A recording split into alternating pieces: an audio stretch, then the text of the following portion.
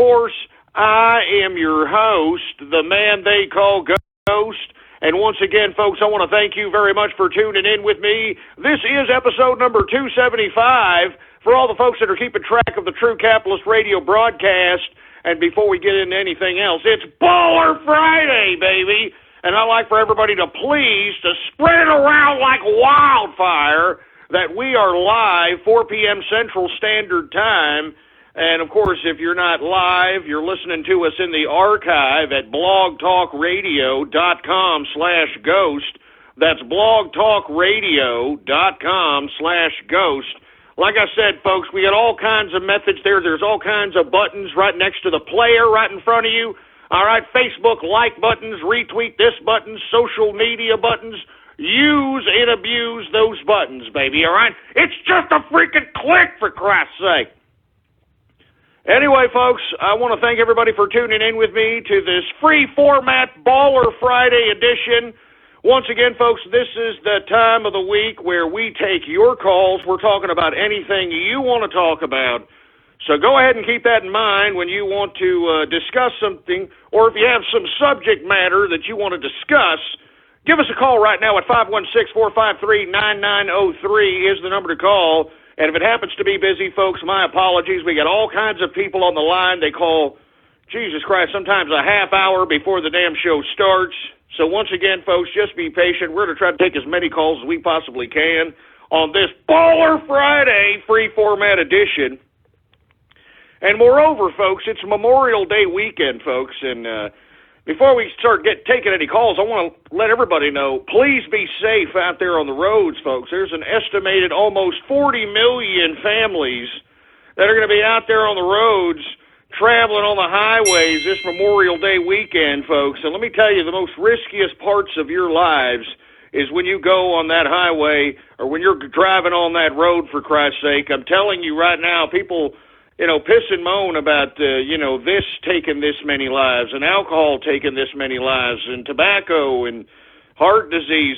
Why don't you take a look at how many people die in car accidents, folks? It's pathetic, all right? It's pathetic. So once again, be vigilant, be safe out there this Memorial weekend, enjoy, and keep in mind, folks, that the battle has just begun. All right? I mean, once again, even though Donald Trump has been nominated, or has the assumed nominee, I guess we continue to say until the damn convention, but let me tell you, the primary vote has millions upon millions of votes. It's overwhelming. It's landslides. There's no way that the GOP can pull off some totalitarian tactics in an attempt to try to thwart Donald Trump from getting the GOP nominee. I think that pretty much everybody but Paul Ryan has succumbed to the fact that Donald Trump is the GOP presidential nominee, for Christ's sake. But once again, folks, I want to implore everybody to continue Operation Barrel Roll. Let me tell you, folks, we have a lot of people that are conducting themselves incognito, double agent style, as members of the Bernie Army that are either part of the Trump train or members of the Capitalist Army. And once again, this is a call to digital arms, to all the folks that are out there that want to help dismantle the Democratic Party, that want to use the digital means of technology and communications to help dismantle the Democratic liberal establishment. And I'm talking about going incognito, double agent style, getting social media accounts, whatever it takes, as members of the, quote, Bernie Army. And once again, once you have those sites or those social media accounts, start decimating, start putting out propaganda against the Democratic establishment, against Hillary Rodham Clinton, against Joe Biden, so that these goddamn Democrats can eat each other alive this political season. And I can't wait, baby. And let me tell you, when it comes down to voting for the president, our work, and I'm talking about Operation Barrel Roll and a bunch of other things that we may have to do as it gets closer and closer to election time. But let me tell you something, the culmination of all our work. And let me tell you, this is not just Operation Barrel Roll. If you take a look at all the things that we have done thus far, doxing the delegates, getting the information on certain key individuals within the GOP party, certain presidential candidates, wink, wink. We've done a lot together, folks, here as the Capitalist Army, we have made our mark. We have put spotlights on those that are on the supposed Black Lives Matter side of the persuasion, that have advocated violence and riots. We've put spotlights on them and basically excuse my French, basically outed them for the hypocritical pieces of trash that they are. We've done a lot of damage out here as the Capitalist Army, folks. It's not a joke.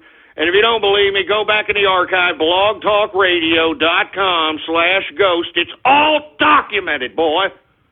And once again, if you're not following me on Twitter, then I don't know what the hell you're doing. Politics Ghost is the name to follow. All one word, no underscores, Politics Ghost. Folks, we conduct all kinds of things on the Twitter. And look, maybe you don't understand Twitter because you're too pussified by the damn Facebook and it makes it so easy for you. I mean, I read somewhere that a third of the damn internet is on Facebook, for Christ's sake. I mean, good God! I mean, enough of Facebook already. Look, I'm no big fan of Twitter either, but, I mean, the thing I like about Twitter is that there's only 140 characters, and I know that they're talking about extending those things, but with all due respect, I kind of agree with what they're attempting to extend. They want links not to be counted as characters, and I believe also they're not going to count, and this is of course debatable, they haven't implemented this yet, they're also going to not account for people that you're tweeting at against your characters, so that should be interesting. But once again, folks, the reason I like Twitter is because it's 140 characters. We don't have to hear a whole story about your goddamn life like you do on Facebook. You know what I'm saying? And moreover, people are more real on Twitter. I like that. I like that people are more real. Unlike on Facebook, they can go out and say, oh, look at me, it was my prom day, and I look so beautiful, when they actually, squeeze their fat jelly ass into like a sausage, into some sort of freaking dress, for Christ's sake, puts it out there thinking that she's goddamn Beyonce Knowles.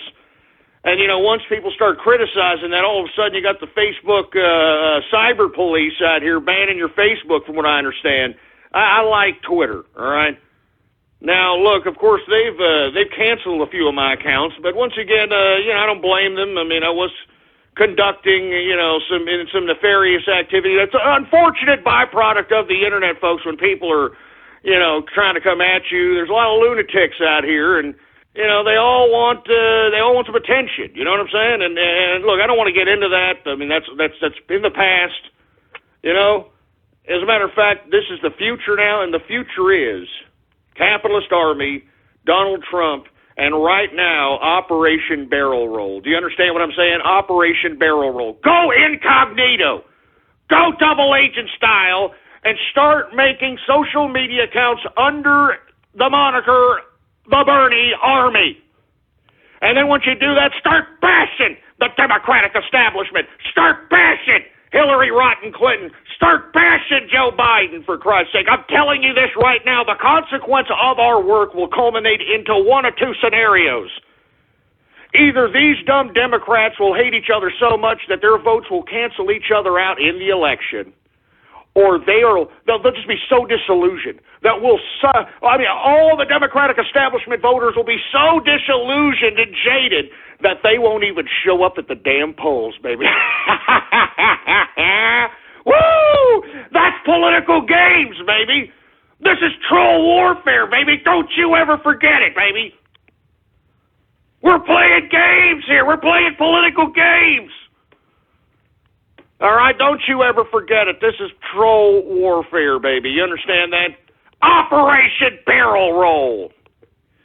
Anyway, now that we've got that out of the way, let's go ahead and get to some callers here, because this is a Baller Friday edition of the True Capitalist Radio Show, free format.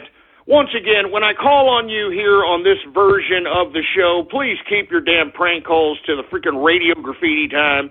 And believe me, I'll give you some extra time for Radio Graffiti, but don't be a damn jag-off and start playing remixes or, doing some ridiculous, garbage or something of that nature, all right? All right, we're taking your calls, and once again, we are live every Monday through Friday, 4 p.m. Central Standard Time, so let everybody know, all right? All right, now before I take a call, I've got some Johnny Walker Blue Label. Oh, yeah. I got some Johnny Walker right here for this Baller Friday. And for you folks that are just tuning in that are wondering what the hell Baller Friday is, it is a holiday that those of us in the capitalist army celebrate every single Friday to bask in our success as capitalists throughout the week. Do you understand that? Because being a capitalist is hard work. It means that you are trying to sustain a certain level of success that you have come to acquire. Moreover, you're trying to attain a certain level of growth. You're trying to attain more capital. I mean, these things are rather difficult. This is not something that everybody can do, all right? That's why a lot of people would rather sell their labor as it relates to wages or sell their labor as it relates to a salary as opposed to waking up every day and figuring out how to make another damn dollar, all right? I mean, I'm serious. I mean, I'm not saying anything against people that work for salary or wages. Believe me, cheers to you guys. But that's what capitalism helps you understand. It helps you understand what kind of a person you are.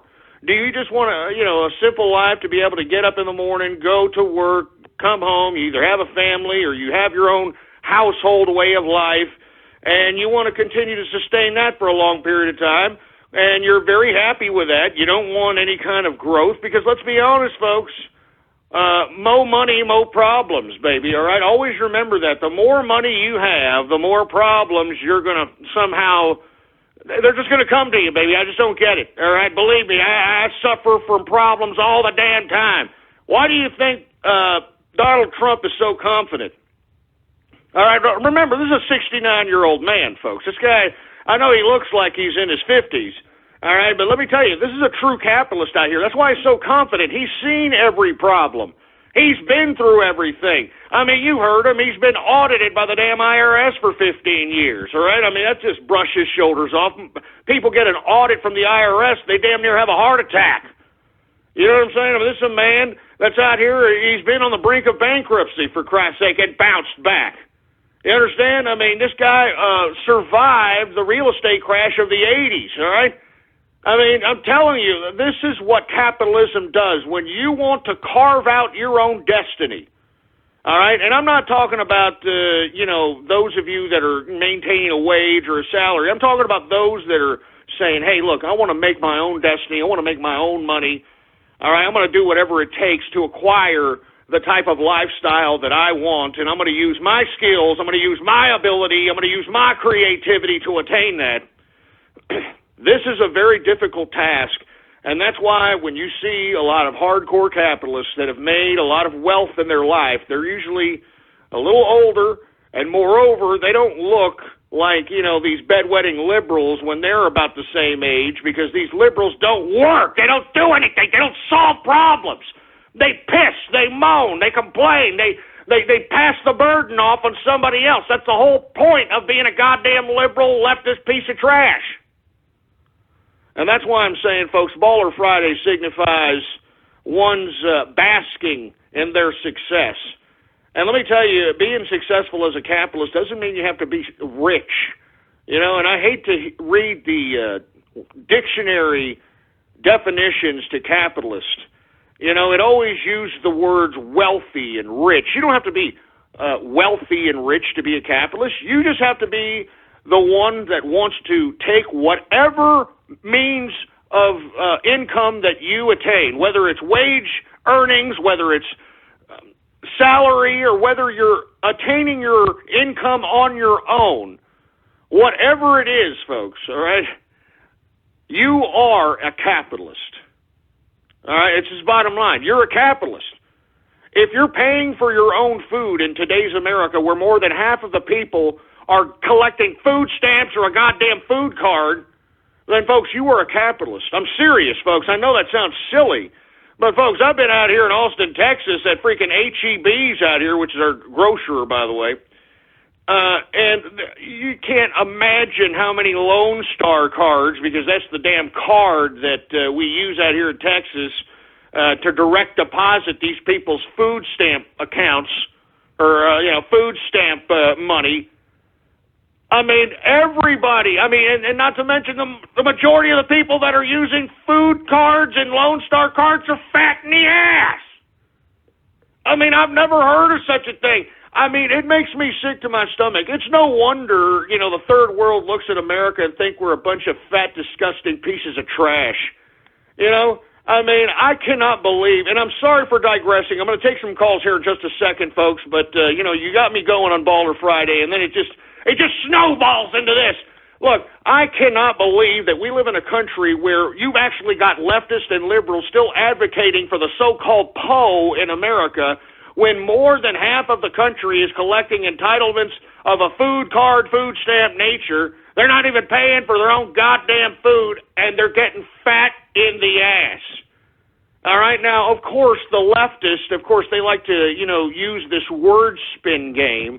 They'll make the debate that, oh, well, Ghost, come on. They don't always get the best food, okay?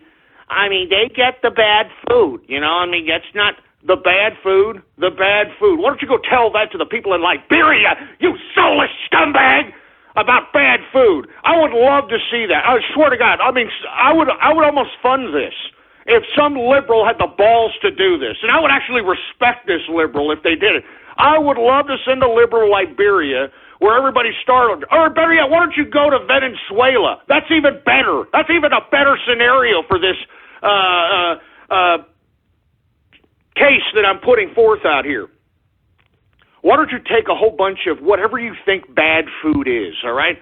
Whatever processed meat, burger, fast food, fry, trans fat, whatever the hell you think it is, just get a whole bunch of that. Go to Venezuela, okay? Show that to them and say, wait a minute, this is bad food, okay? This is bad food. You can't eat it, all right? If you eat it, it's going to make you fat and unhealthy. So, no, this is bad food. You can't eat it. Are you kidding me? They'd eat the food and then eat your body, for Christ's sake. Are you kidding me? I mean, I'm just sick and tired of this so-called class warfare that this goddamn government has socially engineered us all into believing. You understand this, right? I mean, us as capitalists, and I'm talking about folks that work, I'm talking about folks that pay taxes, I'm talking about folks that are capitalists. We are the ones that not only own this government, all right, but we own the people that our tax dollars are feeding, our clothing, our housing. We have a financial vested interest, and I'm telling you, a moral, ethical, and legal obligation to be able, and not just obligation, the right, not the obligation, the right to be able to tell these people what they should be doing or should be not doing. It shouldn't be up to some bureaucrat to sit here and use our money, all right? I mean, just think about this for a second, okay, folks? And let me tell you, tax time just passed, and I paid a lot of taxes, and it makes me sick, all right? But they take taxes from my earnings and your earnings and everybody else's earnings out here. Some bureaucrat takes that money and then makes a decision on where and who that money goes to, all right? And you see the consequence of that particular formula? Have you seen it? Just look around you, for Christ's sake. Just look around you. That's why I'm saying it's time for us capitalists to start raising up, folks. And that's why I am glad that Donald Trump is the nominee for the GOP and he will be president. Mark my word, all right? I mean, did you hear his energy speech yesterday? For you folks that didn't hear it, I believe he was in North Dakota or in Montana, I believe. It was in North Dakota that gave the victory speech where he clinched the 1237, and I believe he went to Montana to give the speech on energy.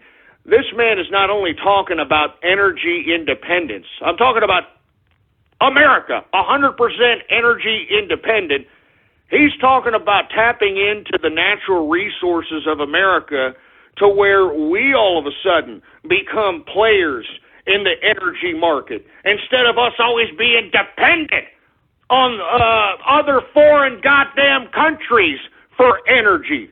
All right? I mean, this guy's thinking ahead. Moreover, folks, there are estimates that the natural resources related to energy in American soil and on American land can equate to upwards of $50 trillion.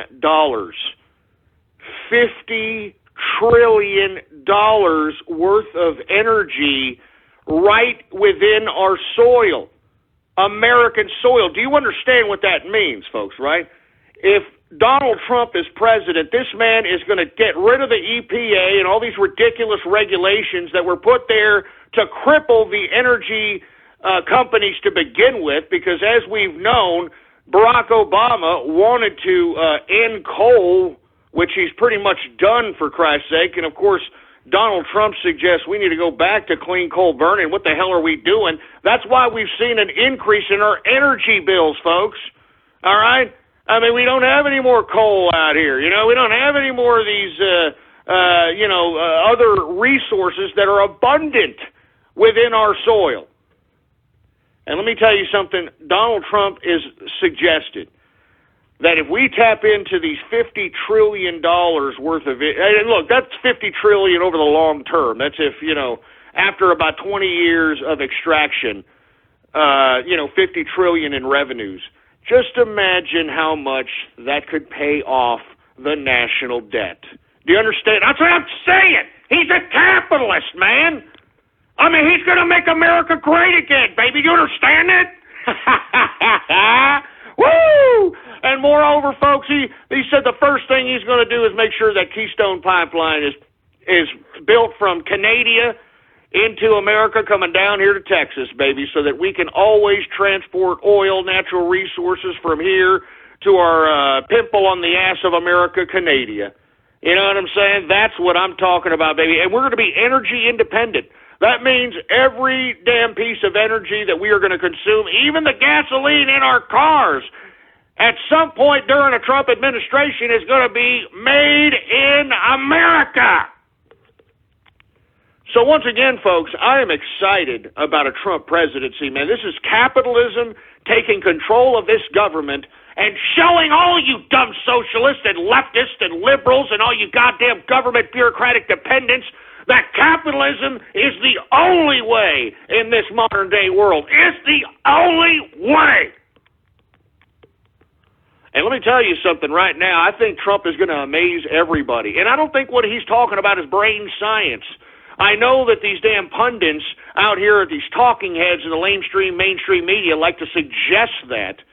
But, folks, this man is a capitalist. This man right now does not have to make money for the government. As a matter of fact, the government makes money, period, on its own because it collects goddamn taxes. So, I mean, right away, you eliminate that factor in the capitalist mind. All Trump has to do is basically recreate systems and budget it accordingly and pay down debts. This man he's an expert at doing that crap.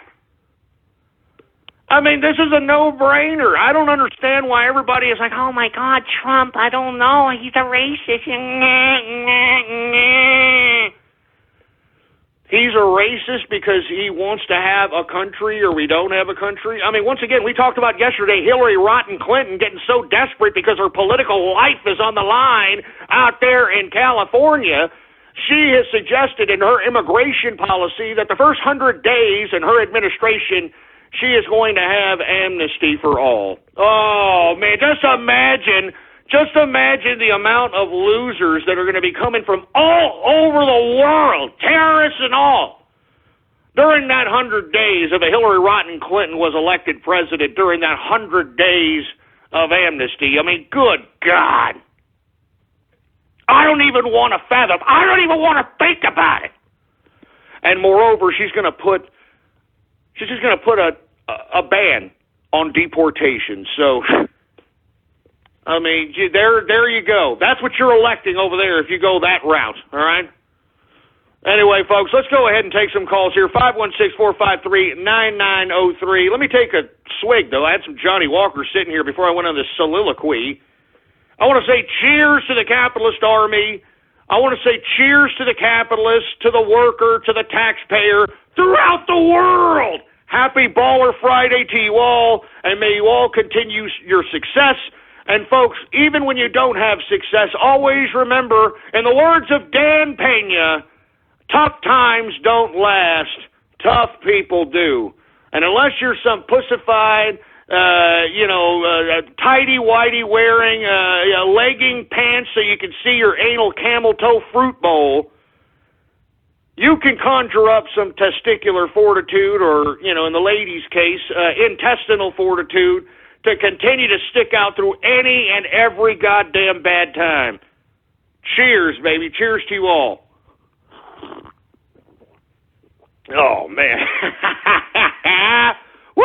I'm telling you, that is so beautiful. I love Johnny Walker. It's great. Anyway, let's go ahead and get to some callers here, shall we? Do we have any callers, engineer?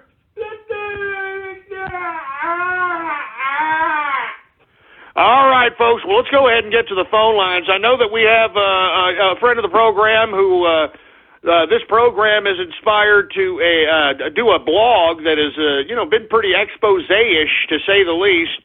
So we're going to go ahead and get to him because he's been wanting to talk to us here for the past few days. And unfortunately, we've been, up and down with the 2-hour show. So let's go ahead and bring him in. Trump and Capitalist, are you there, sir? Yes, I am, Ghost. How are you doing? Hey, how you doing today, man? How you been? What has the blog been coming along? And let us know what you've been up to. Okay, so let me get right into the thick of things. I just want to start with I want to go with two things today. The first thing is my newest blog post, Key Things in the State Department's report, and it contains 70 things from that report on Hillary Clinton's email server, and we're going to go over every one.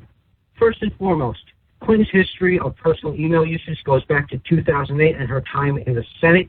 So this is not the first time she's used a personal server for any sort of government business. This goes back to 2008 and her tenure in the Senate. Number two, the BlackBerry. She was actually informed that she should use a secure smartphone for government business, but for some reason she did not want it, and that never happened, so she used her BlackBerry wherever, and the State Department official came out and said, oh, Hillary Clinton used it. Hillary Clinton used her phone all the time. She used her BlackBerry all the time to conduct business, and there's nothing wrong with that. That's what he said. Now, yeah, I know. I've heard that aspect of the report. I was not aware that she actually used a private email server even during her tenure as senator. That's very interesting. Yeah, I know. I did not even know that. Now, number three, the frequent use of the email server. Apparently, she had about 55,000 hard copy pages, which were produced to the State Department back in December 2014. Number four, she failed to notify the National Archives and Records Association for loss of records. Number five, she was irresponsibly handling emails. Yeah, no big surprise. And number six, there was actually a hacking attempt that occurred twice on the same day back in 2011, which an attempt to steal classified info from her server and expose possible military locations was carried out, and it was never reported. And number seven, there's actually been some conspiracy from this report that says practices may have been known. This practice of her using a unsecured email server and a homebrew email server was known. And there's one thing here that says, in late January 2009, in response to Secretary Clinton's desire to take her BlackBerry device into secure areas, her chief of staff discussed with senior officials in S-ES and with the Undersecretary for Management Alternative Solutions, such as setting up and setting standalone computer connected to the internet for Secretary Clinton to enable her to check her emails from her desk. The Undersecretary's response was the standalone separate network PC is a great idea, and that is the best solution, according to the department. No such computer was ever set up. So basically this means that they were aware of what was going on, and they never did anything. They didn't give a damn about it, and they never did anything to correct the problem. Well, and that's what her plausible deniability is at this point in time, is that, I thought it was regular standard, and, they didn't really tell me anything about it, and so on and so forth. I mean, just that whole plausible deniability aspect. And she's sticking with her story. I don't know if you've seen her as of late in these interviews. She's sticking with her same email story that, hey, look, this was standard practice. I thought that everybody did it.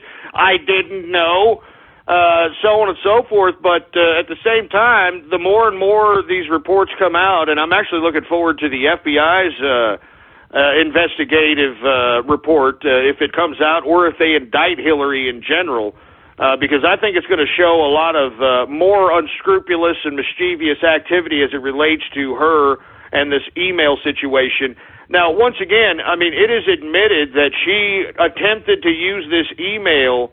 One of the prime directives of it was to avoid the Freedom of Information Act or any Freedom of Information Act request by any journalist or anybody who's investigating the State Department. So that was one motive. But if you want my personal opinion, once again, and you just described a couple of instances in which, she conducted herself in questionable activity, even though she knew and was advised that this practice would have made these emails and her computer activity very unsecure.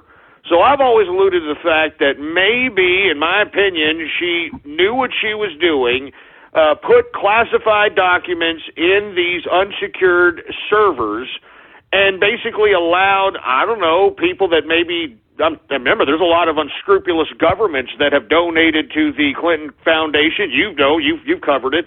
And moreover, you've got, unscrupulous characters donating to her campaign, unscrupulous, I mean, these are governments. I mean, she's doing a fundraiser in China, for heaven's sake.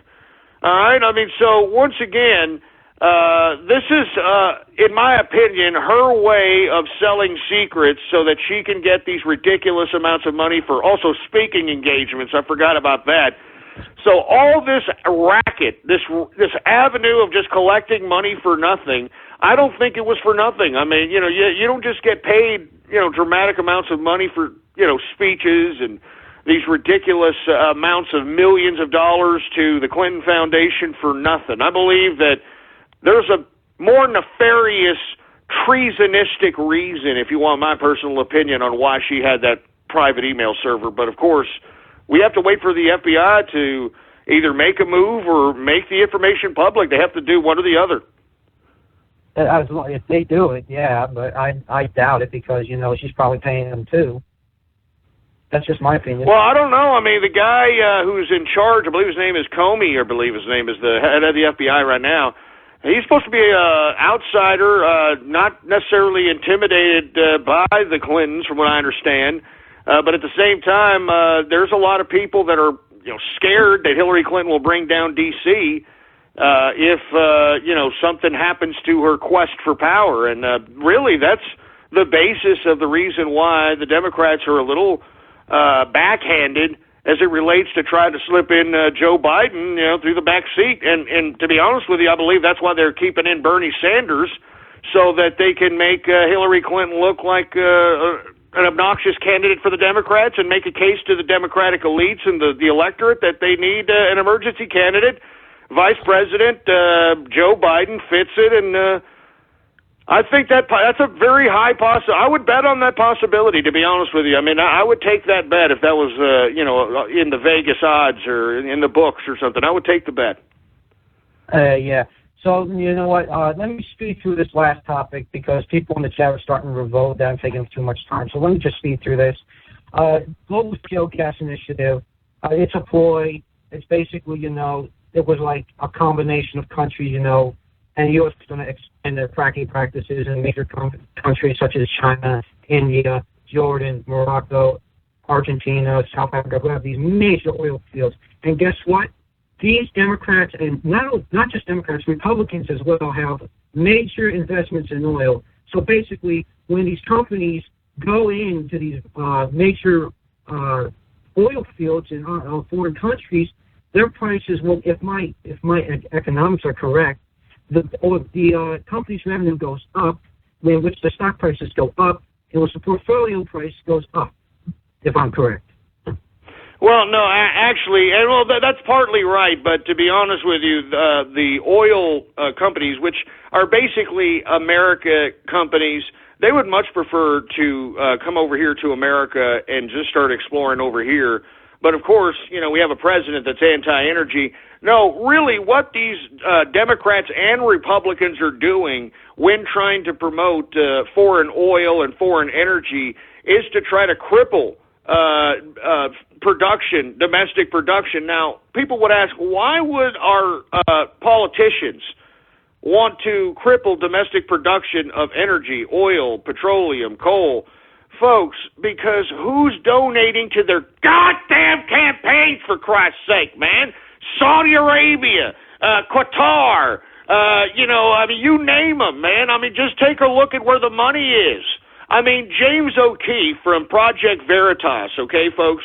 He exposes this in one of his many exposés where he went undercover, all right, and actually caught people related to Susan Sarandon, if I'm not mistaken, basically trying to negotiate money with an undercover agent that James O'Keefe sent in to try to promote a film that this supposed Arab rich oil tycoon wanted to produce in Hollywood to basically talk against fracking, against the domestication of oil, the domestication of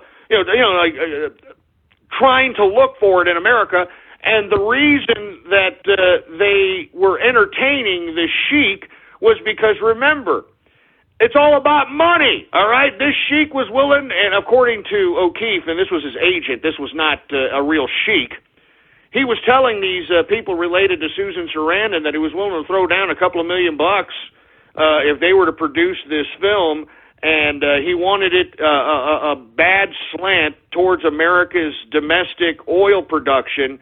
You should see the undercover film for yourself. Project Veritas, James O'Keefe. If you don't know who James O'Keefe is now, you're an absolute fool, because this man is an utter patriot. This man is a young man, all right, basically using CIA tactics to unearth corruption.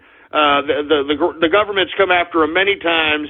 Please look into his work. This man basically showed how Hollywood and their whole facade of environmental,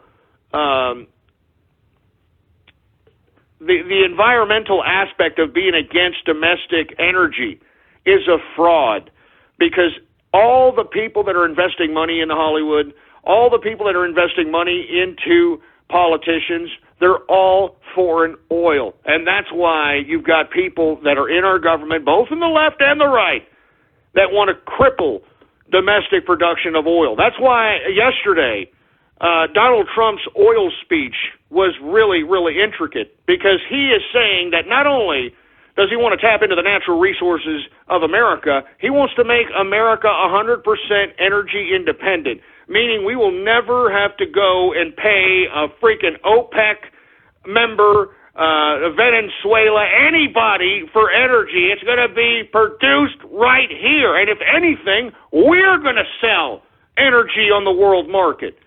We're going to sell it. So once again, I think that's the prime directive of these people, being pro-foreign oil, and why they have vested interest. Remember, there's not a law against these people basically insider trading. All right, that's why these idiots, when they come out of freaking office, they all filthy rich, for Christ's sake. It's pathetic. Anyway, I want to thank the Trumpin' Capitalist. You can check him out at the God of Rage. That's his Twitter account, folks. And his blog, I believe, is thegodofrage.wordpress.com. So make sure to check his stuff out. And I encourage everybody to become an investigative journalist, just like this young man. And all it takes is you getting a blog and going out there and investigating, man. It's as simple as that. All right? Anyway, proud member of the Capitalist Army, and I'm proud of what he's done. Let's continue going, folks. It's Baller Friday. Once again, we're talking about anything you want to talk about. Let's take some calls. 619, you're on the horn. Hello? Yeah. Hey, Ghost, it's an honor to talk with you.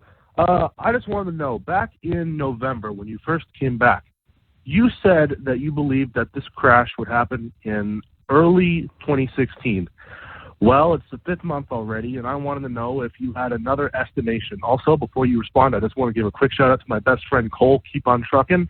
And Trump 2016. Well, it's still at the beginning, to be honest with you, man. And once again, I can't guesstimate it because the people that are running the stock market are, once again, the hedge fund managers, the mutual fund managers, the people that are money managers. I mean, all these idiots that run these retirement funds and these funds for companies that, it's ridiculous. These are just big, huge money conglomerates that are basically passing the liquidity around to each other. And in my personal opinion, you've got these cooking of the books. And the reason that you're not seeing a dramatic crash in the stock market, folks, is because of this phony numbers that our government's putting out. I mean, did you read the numbers today that, our economy actually grew more than we actually projected the last time? I mean, they're just giving us bull crap, all right? And that's what's propping up this damn market, in my personal opinion, all right? I mean, that's where all the money is. I mean, it sure as hell ain't in the American consumer's hands. I mean, let me tell you something, folks. I'm a business owner. I know a lot of business owners, okay? And I've seen a lot of business owners who have been in business for years, all right, through many different presidential cycles, completely go belly up in the Obama administration. And I'm not just talking about the crash of 2008, 2009. I'm talking here as of late, as of recently. Folks, the consumer does not have expendable income, folks, all right? I mean, literally, they don't have the expendable income like they used to. I can't reiterate this anymore, for Christ's sake. So the amount of growth that a potential small business at this point can extract from the consumer market is very, very small. So what does that tell me? That tells me there's money somewhere because we printed the hell out of it. I mean, that's why the damn dollar is kind of precarious, because there's so much of it out there. There's so many printed dollars outstanding, and that's why the Federal Reserve, they're possibly going to raise interest rates in June. So look to that as well to put a big dent into the equities markets, folks, because I'm telling you this right now, it's going to just happen just like 2008. Once those and of course, the component is the interest rate, folks, because we've had low interest rates for, for 10, 15, I can't even remember. But we have these low interest rates, and Janet Yellen is considering, on this bogus economics numbers that are coming out of the government, in my personal opinion, and even Trump knows that. I'm glad that Trump is saying, look, the real unemployment is like 25%. I mean, let's be honest. And he's right. I think it's beyond that, if you want my opinion. The only thing keeping this damn country afloat is the entitlement system. And, of course, that is, kicking the can down the road. But once again, when Janet Yellen potentially raises this interest rate, and look, she's been hesitant on pulling the trigger. She's been talking about raising interest rates here all year. She's talking about potentially doing it this June, and if she does, expect a humongous ripple in the market. Now, I don't know if that's going to be the precursor of the actual crash, but there's going to be one. Believe me, there is no way around it. I don't know what's keeping these goddamn companies afloat as it relates to their high stock prices, but once again, it's all this outstanding money. I mean, where's all this money, all this printed out money that was printed out even after 2008, 2009? Where is it? It's being held in real estate. It's being held in the stock market. It's being held in these large assets, and that's why you have a lot of people talking about an asset bubble possibly coming about, because I'm telling you, folks, I mean, the money is not being circulated amongst the people. Now, let's say the government printed out all this money and the American public was educated enough to understand that where you spent your money is a political statement, not just, hey, look, Walmart has this for 89 cents, even though mom and pop has it for $1.50. I'm going to go spend it over here for 89 cents. You know what, folks? That is the reason why our economy sucks, all right? Because once again, mom and pop shop, or at least local businesses, local business people, when you spend your money at their locations, they will in turn give that money to the employees, which in wages, which they in turn will go spend within your community. The business owners, of course, if they're successful because of the community, they're going to go buy a nice car from a local dealership from that community, who will in turn get a commission, whoever the salesman is. The car sales, local car salesman will get them. I mean, do you understand how this works, folks? That's why our damn economy is retarded right now, because the money is not circulating around to the people. All right, and that's by design. I mean, do you understand? That's what Stimulus Package 2 did to this country. And that's what Donald Trump is trying to rectify at this point in time. So once again, I mean, look, it's still early. I mean, I don't think that it's that late to potentially see something by the summer. All right, I mean, you know, take a look at, and also I did say that you should look into oil. Did you see Brent crude break $50 a barrel, huh? Maybe if you would have listened to me back in March, even before then, you know, and entertained an ETF. And look, the reason I say an ETF is because then you don't necessarily have to be an expert on trading any of these commodities or trying to make oil stock plays or anything of that nature. You just basically play the ETFs, and every time, and you, of course, buy an ETF that coordinates with the rise of oil. Because, folks, you can actually buy ETFs that coordinate a profit with the lowering of oil, with the decrease of oil. So that's the whole concept about ETFs. But I suggested go out, entertain the idea of, utilizing an ETF to basically ride the gains that are going to be happening in oil, gold. I think gold is still a good play right now, for Christ's sake. Other commodities, silver especially, these types of things, so that you can ride that wave. I mean, even in the crash, these guys are going to be putting their money into something. I mean, unless they're going to put it all in cash, which is, I don't know, that's even a possibility. I have no idea, but I doubt it. They're going to put it in some commodity, some safe haven, some traditional method of asset that they know has always been a safety net. And I've just mentioned you those commodities at this point in time. Anyway, thank you for that question, and I appreciate it, man. And look, I'm waiting for that crash, because let me tell you, I'm all liquid at this point in time. And when that crash happens, baby, I'm going in and I'm bottom feeding like hell on that crash. I mean, you understand, when I started True Capitalist Radio, the Dow Jones Industrials was like at 8,000 points, all right?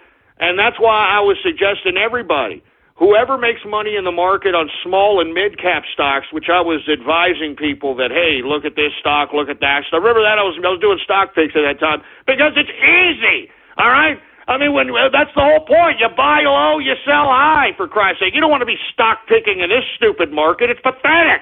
All right, everything's bloated. Everything's overshot. There's no profit there, and if there is, it's very mediocre. It's very day tradable. That's about it. And, of course, we've talked about day trading, and that's something that Donald Trump needs to rectify as well, folks. And I know we've had this discussion before, but it bears repeating for you folks that are unaware. In America, you cannot take whatever money you have that you've saved, $500, $1,000, and put it in a stock brokerage account and be able to trade like a day trader, meaning like, hey, look, you're going to put all this $500 in this one share, or this one stock, I should say, because you know they're going to have good earnings. You've seen all these people. Let's say it's some consumer stock of some consumer good, and you've been witnessing through your own eyes that, man, there's all these people wearing this consumer good. You see them all out all over the place. You see it on TV. You're like, hey, there's got to be some profit there this coming earnings season. Let me go ahead and sneak in, some shares right before the conference call, right before the earnings. And then when the earnings become better than expected, the damn stock shoots up about $3 or $4 or $5, and then you sell it the same day, and then, man, you've made yourself $200, $300, $400 in one trade, okay? That's what day trading is. Unfortunately, thanks to Mr. Yes We Can and Barack Obama, who punished the independent investor, you cannot day trade more than 5 trades in a business week. 5 trades in a business week unless you have over $25,000 in your brokerage account. And that's a law, folks. That's a law. I mean, I was completely unaware of that. I mean, because, folks, I've got that amount, let's put it that way. And, it's very easy to make liquid if you have the ability to be able to use whatever monies you have necessary. I mean, let's say somebody only has $200, all right, $500, $1,000. How come it's against the law for someone to open up a brokerage account with a $500 brokerage account or whatever the minimum, the broker will allow you to open up an account with, and just start trading? I mean, that's where the liquidity is. When I say liquid, folks, I'm talking about the money that you can just grab.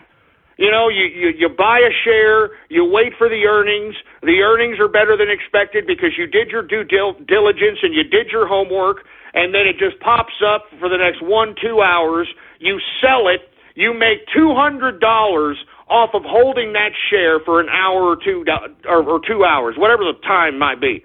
$200, that's liquid. You just pulled that liquidity right out of the market. Do you get it now? That's what liquidity is. And that's what the stock market is filled with. And I think that if people and the independent investor, if they have the ability once again to be able to utilize whatever means they have, whether it's $500 or $1,000 or whatever the case might be, all right, and they could be able to deposit it in a damn brokerage account and trade it, they'd be able to gather as much liquidity as they possibly can, even in times of need. When people need serious money, the money's there. It's in the market. I mean, it's there to grab. But you know who's grabbing it, folks? Wall Street and the hedge fund managers and these people that are getting filthy rich. Just take a look at how many people that have gotten rich out of nowhere relating to Wall Street. All right, folks? I'm serious. All right? I'm not joking. Anyway, folks, let me go ahead and take some Twitter shout-outs, folks, since we're already headed down to that part of the broadcast. And once again, this is a Baller Friday edition of the True Capitalist Radio Show. We're taking your calls, and we're going to take your calls throughout the show. 516-453-9903 is the number to call if you want to chime in and want to discuss something. Right now we're taking shout-outs, and if you want a shout-out, all you have to do is retweet the first tweet on my Twitter account. And, of course, the Twitter name is Politics Ghost, all one word, no underscores, Politics Ghost. All right, let's go ahead. Do we have any Twitter shout-outs, engineer? All right, we've got some Twitter shout-outs, and let's go ahead and do them right now. All right, folks. We've got, who is it? We got the JJB in the house. What's going on? We've got Spermy the Ghost, really, asshole. Ghost loves Spam. Oh, God, no, I don't, for Christ's sake, all right? That food is for peasants, all right? Cruise Dresser, keep whipping it, all right? The Brony Network in the house. Mark Montag in the place. And, of course, once again, if you want a Twitter shout-out, retweet the first tweet on my Twitter account, and I'll go ahead and give you a Twitter shout-out live right here, right now on the broadcast. We've got I Respect Ghost. Hey, I appreciate it, man. How you doing? We got Billy Bogan in the house. Molested Ghost. Shove it up your ass, all right? Trap Boy Ghost. Jesus Christ. Hey, Trap Boy Ghost. Is that because Gucci Mane came out of prison here recently, huh? The infamous Gucci Mane. Why do you think they put Gucci Mane in prison, man? Huh? I mean, I'm not trying to get off on a rant here, but you know Gucci Mane, this man, and look, I know he's a ghetto rapper, you know, I mean, he's from the hood, but this individual literally sold all his own records out of his own car. He literally is an independent artist. You understand this, right? I mean, this man owns his own music. He produces his own music, and if you want my personal opinion, that's why the industry hated on him and made sure that they threw him in prison, because they don't want these other artists getting uppity and understand that, hey, all you got to do is do your own work, and you can become your own star and make yourself your own millionaire if you have some goddamn talent and people actually want to go see your ass. So anyway, I'm glad they freed Gucci, all right? Anyway, who else is going to say? I ain't going to say that, for Christ's sake. Hey, and as a matter of fact, there's a name. I ain't going to say that. How quaint. Texas walks the plank. Turncoat McGhost, shove it up your ass, boy. I'm a capitalist, and everybody throughout the world knows it, boy. We've got Commander Biff in the house. Exara Hawks in the place. We've got Elemento Watt. I don't know what the hell that means. We got Ghosts Burning Up. Oh, that's real funny. We got Sadistic Smash in the house. Good laughs at Texas. Let me tell you something. Look, enough of the freaking rain jokes, man. I'm serious. We had a horrific storm last night once again, folks. Austin, Texas took a horrific pounding as it relates to the goddamn hail and the wind, for Christ's sake. I even think some of Alex Jones's correspondents got trapped in a goddamn plane during a potential takeoff when they were going to go cover the Trump rally in San Diego. They got trapped in the plane for about 4 or 5 hours trying to ride out that storm. The damn freaking storm almost tipped over the plane. I'm telling you, so enough of the goddamn rain jokes, all right? And Harp, I'm talking to you, Harp, enough. Enough of the rain, Harp. Son of a bitch. Anyway, we've got Free Zorg, wife beater Ghostler. Yeah, shove it up your ass, boy, all right? Stupid son of a bitch, all right? We've got Grand Dragon Ghost. Here we go again. I'm a melting pot of friendship, assholes. All right, we got Sergeant Yodoopoulos in the place. We got Razor 360, the York Shore Capitalist in the house. Molested farm turd, really? Ah, Jesus. We got DJ Ghost Star in the house. We've got Carastleton, really, assholes? Give me a freaking break. Mr. Meaner. We got Torzier in the place. Based Loler in the house. Ghost Fan in the place. I'm telling you, man, I'm liking some of these positive names, man, all right? I mean, keep the positivity going on. Maybe we need some more Mr. Positivity in the next coming days or something. I don't know. All right? Barrel roll over and die. Go shove it up your ass, all right? Wild Jehudi in the house. We've got ShamWows for Texas. Yeah, real funny, asshole. Falco in the place. The Amazing 2-Foot Texan. Shove it up your ass. I'm not a midget. I'm not a goddamn midget. Shut up. We've got, I'm not saying that disgusting name, for Christ's sake. Egyptian Flight School. Yeah, real funny, you soulless trolls. I'm telling you. We've got regular TCA in the place. We got Rio Mas Grande. Yeah, real funny. Yeah, Ride the Texas Wave. Yeah, real fun. Look, folks, I'm serious, man. I mean, I even think that the Alex Jones associates even caught footage of that damn rain. I'm telling you, I'm tired of the rain. I'm tired of it. You understand that, Harp? You hear me, Harp? I'm tired of it. Anyway, we got Capitalist UK in the house. Vasectomy Golf? What the hell does that mean? Jesus Christ. We got Botch Specialists in the house. Trump on Granny. Shove it up your ass, all right, boy? Gallons for Galveston. I'm telling you, man, you trolls are sick, man. Jesus Christ. Some idiot named Lick Her Pits. Ah, jeez. I mean, good God. Oh, my God. Good Lord. There's Brony Butt Boy. I mean, Jesus. Angry Man Jew. Hey, the God of Rage, what's going on?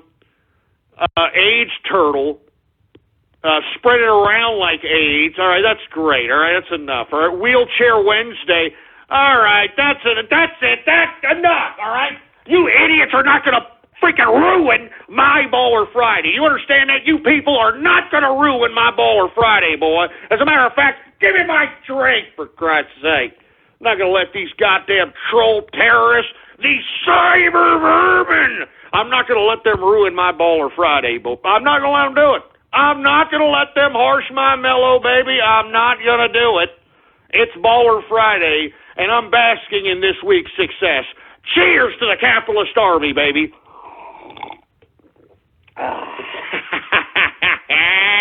Woo! Anyway, folks, we are now into the second hour of the True Capitalist Radio broadcast. And, of course, I am your host, the man they call Ghost. And once again, folks, I want to thank you very much for tuning in with me. Once again, we are live every Monday through Friday, 4 p.m. Central Standard Time. So spread it around like wildfire and let everybody know that we are in effect in the house.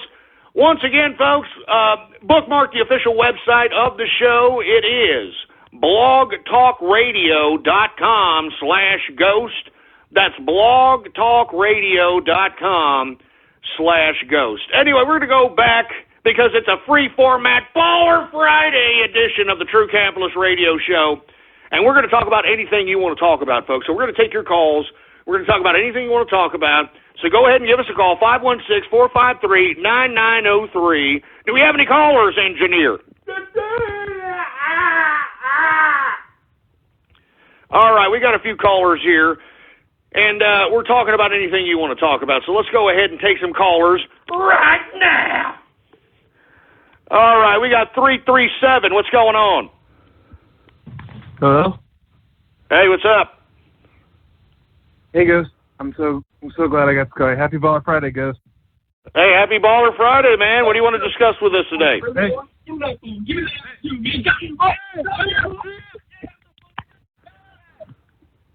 Yeah, I love you for taking like better than that. What the hell's going on? What the hell? I mean, Jesus Christ, it sounded like somebody got in freaking trouble with their daddy or something. What the hell is that about? Jesus Christ, he just dropped the line.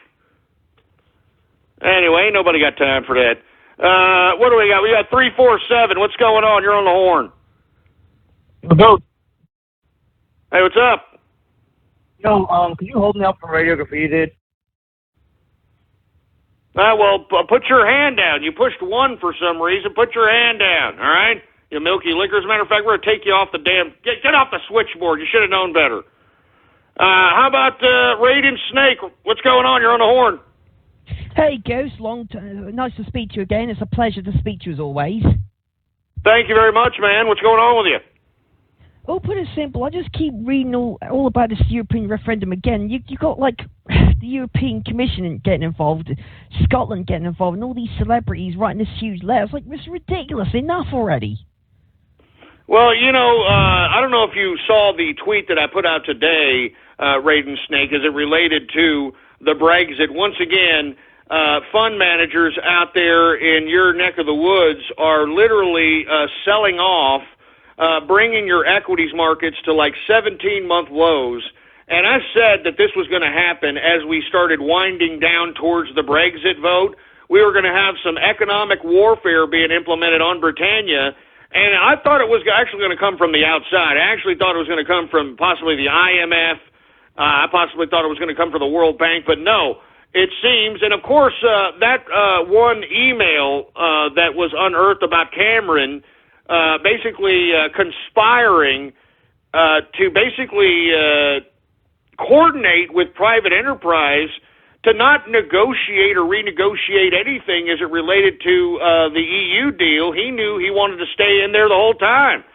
So once again, I think that this is just coordinated tactics by the corporations that basically want Brexit so that they can open up their so-called markets to the European Union, so that they don't have to pay, you know, different taxes and doing. I mean, that's really all it comes down to. It's a monopoly. It's a socialistic monopoly, and that's the reason why they want all these damn immigrants coming into Europe.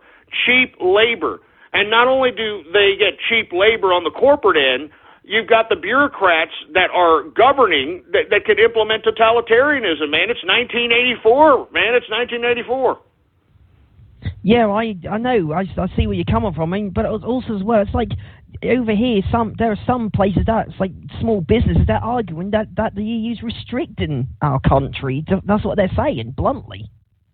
Believe me, I think that you should do it. That's why whatever these damn tyrants attempt to do in economics, and I wouldn't be surprised if you saw, and God forbid, let me knock on some wood here, but I wouldn't be surprised if you saw some false flag terrorist attack before Brexit or something of that nature, because you could tell these Eurocrats do not want Brexit to pass, all right? And the reason is the EU needs Britannia so that they can pay for this ridiculous socialistic experiment. You all know this. I hope Britannia understands that it's all about the money. That's why they're threatening you with economic warfare at this point in time, and they're going to continue to do so until the Brexit vote. All right? And don't fall for it, for Christ's sake, all right? I mean, just like they're doing to America, they're trying to claim that Donald Trump, he's going to ruin the economy, he's going to do this. Our economy is already ruined, for Christ's sake, man. All right? I mean, we want to make America great again, and I hope that Britannia has enough clout in their political system and in their electorate that they can go out and vote to get the hell out of the European Union. I really hope so, Raiden Snake. Anyway, thanks for calling. You can stay on the line for Radio Graffiti, man. Let's see. Let's continue going on. Once again, this is a Baller Friday, free format edition. We're talking about anything you want to talk about. So all you got to do is just give me a call, 516-453-9903. We're taking calls here. Let's see what people want to discuss. How about area code 347? You're on the horn. Hey, Ghost. This is PJ. Can you hear me okay? How you doing? Yeah, we can hear you, man. All right. First, I just wanted to give a shout-out to Lee Bracher, the redheaded capitalist that turned me on to the show. I've been listening for a couple weeks on and off, and I know you don't have the best outlook on liberals and progressives and whatnot, but I do have a question that I want your input on. It's more than likely that Hillary's going to be the Democratic nominee, and she's going to have to go against Trump. Now, I don't know how much attention you've been paying to the left side, but a lot of people, both Democrats and independents, are frustrated with her because she doesn't take a good enough liberal stance, both in her policies that she's advocating and in her history. So what I want to ask you is, what would you think, and do you think it's a smart idea if Trump in the general election actually appealed to the people on the left, Democrats and independents, in order to get more of a vote? Because honestly, I would see that as her weakness, because I actually think he's already doing it. I think he's already doing it, to be honest with you. I think that you've got a lot of people who are left of center, like very light left of center, that he has turned into Republicans. I mean, I think that that's why the evangelicals and those that are of the extreme right of, I guess, the establishment right, so to speak, don't like him per se, because he does take, not an aggressive stance on social issues as it relates to conservatism. But at this point in time, I believe that our country is a little bit too damaged to focus our energies on such nonsense. We have to worry about our economic situation. I have always advocated on the show for years that we renegotiate our trade deals, and we finally have a president that's talking about that. I always advocated on this broadcast since 2008 that we should have taken revenues that the Iraq government that we helped put in power, that we spent almost $3 trillion sustaining. They should have taken those oil revenues and paid us back the blood and treasure at the very, or at least the treasure at the very minimum, because they could never, bring back the blood that was sacrificed out there. But of course, that just went by the wayside, and of course, Americans never talked about it. And I'm glad that Donald Trump is talking about these issues. I mean, you talk about, liberal ideas. I think that him talking about the states' rights as it relates to the transgendered bathroom issue. I mean, I believe that there are states that have no problem with that, and there are some states that don't want to have nothing to do with it. And I believe that that's a little bit more on the liberal side, instead of trying to federally mandate morality like most of the conservatives attempt to do. So I think that he's already done so, and I think that if he does appeal to the Westy lefty, is what I like to call him, he's going to have to do it in the sense of economics and low taxes, because at this, in my opinion, I think that the leftists in California are taxed to hell, and I think that, I mean, I'm seeing it over here in Austin, Texas. They're moving from California to Austin, and unfortunately, they're turning this whole area into a liberal hellhole. But once again, I mean, it is economics. There's still an economic basis to their vote, in my personal opinion. All right, cool. Thanks for the in-depth answer. I'll keep listening, and hail Buffett. I appreciate it. All right. Anyway, let's continue going. Once again, this is a Baller Friday edition of the True Capitalist Radio Show. We're taking your calls, and we're talking about anything you want to talk about, man. How about area code 301? You're on the horn. Hey, Ghost. How's it going? Is this me? Yeah, it's you. Is this me? Oh, okay. This is Mike Nicholson. I've retweeted your broadcast a couple of times. I think your show is great. Hey, I appreciate it, man. Thanks a lot. What do you want to discuss? Yeah. I have a couple things. First off, happy Baller Friday. Thank you, man. Happy Baller Friday to yourself. Cheers. Yeah. Secondly, regarding the Trump, on the campaign, I think Trump's going to win it. There's no doubt. I mean, he's got to win it, you know? I mean, if anybody can make America great again, it's him. He's going to win it, hands down. I mean, there is no doubt about it. I mean, even if they got Hillary Rotten running or a Joe Biden running or, hell, even a Bernie Sanders running, there is no way that they can basically come up with any kind of foundation of policy that can beat America first. Remember, all these damn bureaucrats have an international vested interest. That's why our country has taken the international bureaucratic institutionalist stance that we have with all these agreements like NAFTA and TPP and TPIP and all this other crap. I mean, that's the whole reason. That's why we're getting into agreements with the United Nations and the Paris Accords and all this crap, man. All right? I mean, these bureaucrats in America, once they've attained the highest level of bureaucracy in America, where do they go? They go to the international bureaucracies, folks, and that's why I'm saying anytime that you see a career politician, it should be your cue to look the other goddamn way. These people are trash. They're soulless. I mean, give me a break. You want to talk about soullessness? Take a look at what damn Maduro and the Venezuelan government are telling the people of Venezuela that are starving to death, that are eating their own dogs and cats. You know what they said today to the people that are starving to death? Hey, learn how to plant, all right? Learn how to plant some food. Go figure it out. Oh, yeah, that's socialism, huh?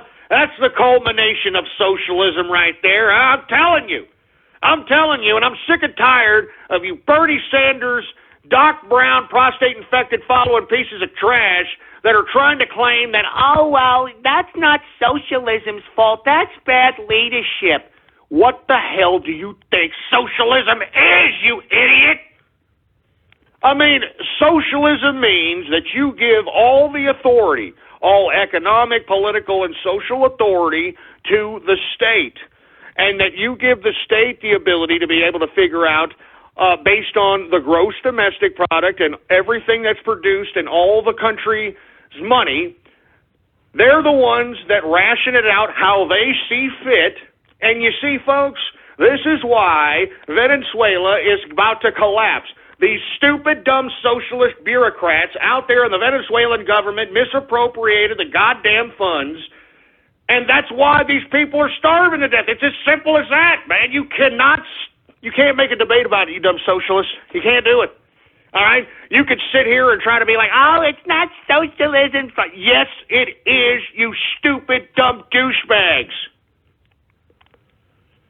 Anyway, Jesus Christ, I'm sorry. I don't mean to go off keister there. But I'm sick of socialism, man. I'm sick of it. I'm sick of hipsters. I'm sick of liberals. I'm sick of socialists. I'm sick of commies. I'm sick of these political romantic idiots that do not and will not face reality. And that's what you folks need to start dealing in, all right? That's what us capitalists deal in, is reality. We accept reality. We have an adult relationship with reality, whether it makes us feel good or not. And that's why we get things done. Like I said, that's why Donald Trump is such a confident man. He's been through it all. He's been through adversity. He has to deal with it. That's what capitalists do. They deal with their problems. They don't just make an excuse for it. They don't blame somebody else like these damn leftist, liberal, commie, socialist pieces of Bernie Sanders prostate-infected, worshiping pieces of trash. Us capitalists, we solve our problems, boy. And don't you ever forget it. Area code 309, what's going on? You're on the horn. Hey, area code 309. Hey, what's going on? Hey, Ghost, sorry, man. I completely forgot what my number there was. How you doing on this Baller Friday, man? I want to wish you a happy Baller Friday. Hey, thank you very much. I'm not doing too bad, man. Other than the trolls trying to antagonize yours truly, I'm doing all right. How are you, man? Yeah, I'm not too bad, Ghost. You know what, man? I'm actually sitting here having a glass of whiskey. We've got a distillery down the road from my house, maybe 20 minutes drive, and they produce some good whiskey. I've actually just got a 12-year-old single malt here, man. Oh man, that sounds great. 12 years old. Anything over 10 is going to be pleasantful, and depending on where it is in Scotland.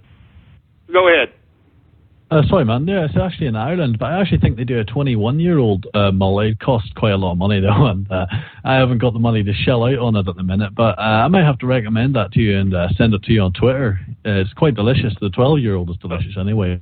So I definitely have to check it out, man. I love aged whiskey. It's probably one of my vices, one of my favorite vices is aged whiskey, man. I mean, the longer it's aged, the better it is, the smoother it tastes, the more flavors you can gather. It's really, really brilliant, man. I love aged whiskey, man. So what do you want to discuss today, sir?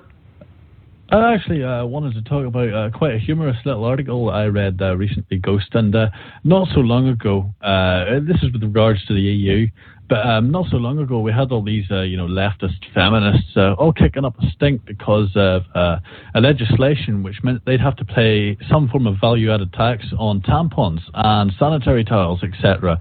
And our Chancellor of the Exchequer, George Osborne, actually managed to secure Britain a deal where we were exempt from that tax from the EU because all the member states had to oblige by this. But recently, the EU heads, the EU Commission, all this, that, and the other, decided no, Britain can't be exempt from this. They have to be equal with the other member states, so we're not giving you this tax. But this isn't a widely... what I want to get at is the mainstream media hasn't widely publicised this. So you've got all these lefty loonies and social justice warriors who kicked up such a fuss months ago, don't even realise that they are now not going to, now they're going to have to oblige by this law as a result of trying to keep them in the mindset where the EU is their friend. Well, no, that's exactly right, man. I mean, and that's what these new international bureaucracies are starting to do to the people. I mean, they're doing it. What Obama did to America is what these Eurocrats are doing to the European countries. They tell them one thing and they do another. That's how the whole EU was started. Remember, the EU was started more as an economic thing. Then it turned into a social thing. Then it turned into a political thing. And then before you know it, it became its own system. And now, all of a sudden, it's governing the members of the EU. I mean, it's pretty unbelievable. And now what you're suggesting is that the EU is going to put taxes on tampons and pads for women's periods? Is that what I'm getting at? Yes, mate. Yeah, perfectly. So something that women can't control, and it's something that's natural to them, they're now being taxed to have to look after their bodies. Unbelievable. I mean, you're exactly right. I mean, where is the feminists? Where are the social justice warriors on this? I mean, look, I am completely against that. I mean, that's horrible. I mean, how in the hell can a woman stop themselves from having their menstrual cycle? I mean, and you see, that's what these bureaucrats like. They like to look for vulnerable populations or subsects of populations to tax. I mean, that's all these bureaucrats like to do is tax, and there's no way around taxing every woman, because every woman when that time of the month comes around is going to have to buy those things. So I wonder where all that revenue is going to go to. Are you privy to that information? Did that article say why they're gathering that tax? I'll have to link it to you, but I'm assuming it's some bureaucrats decided that he wants a bit of a fatter wallet, to be fair with you. But I will have to link that up to you. But I'm worried that the next thing they're going to try and tax us for is the air that we breathe. I mean, it's getting pretty ridiculous out here, man. It really is terrible. And I do fear for our economic safety in the run-up to this the EU referendum. I fear that we're going to have some form of obvious crash, which will be sparked to try and pique the interest of people to vote to remain within the EU. Absolutely. No, and let me tell you, the EU is an utter failure, and I want to thank you very much for calling. You're damn right they're going to tax us for breathing. They tried to do that in 2009 during that Copenhagen meeting. Remember that? COP 12? I forgot what the hell it was called. But who cares? I was on this broadcast screaming my head off saying that this was an international attempt at taxing us for breathing. That's the whole concept of carbon tax. When did we stop teaching children that carbon is an element of the earth that requires life to flourish? I mean, I don't understand where carbon became this goddamn enemy, for Christ's sake, man. I mean, how come you people aren't bitching at the fact that maybe there's a lot of carbon in the air because they chop down the rainforest and chop down trees and plants and these types of things that use carbon? You understand this, right? You understand this, right? I mean, it's like, Jesus Christ, you morons. Plants and trees breathe in our carbon dioxide, all right? And they release oxygen. That's why we have oxygen in the air. But no, they want to blame whatever in the hell they're trying to claim is happening on cow farts or whatever the hell. It's stupid, man. It's stupid. They want to tax us for everything. I can't believe the EU is going to tax women on their maxi pads and freaking tampons. I mean, what the hell is going on here? Do you see the root of bureaucracy? Do you see the root of socialism? By God, I'm trying to spark synapses in your brains, for Christ's sake. Don't fall for socialism. Don't fall for this crap. It's just nothing but taxation, man. God damn it, look at Venezuela, for Christ's sake. Look at Venezuela. By God. Anyway, let's continue going, shall we? We got 714. You're on the horn. What's going on? Hey, what's up, Ghost? This is Z Frostfire.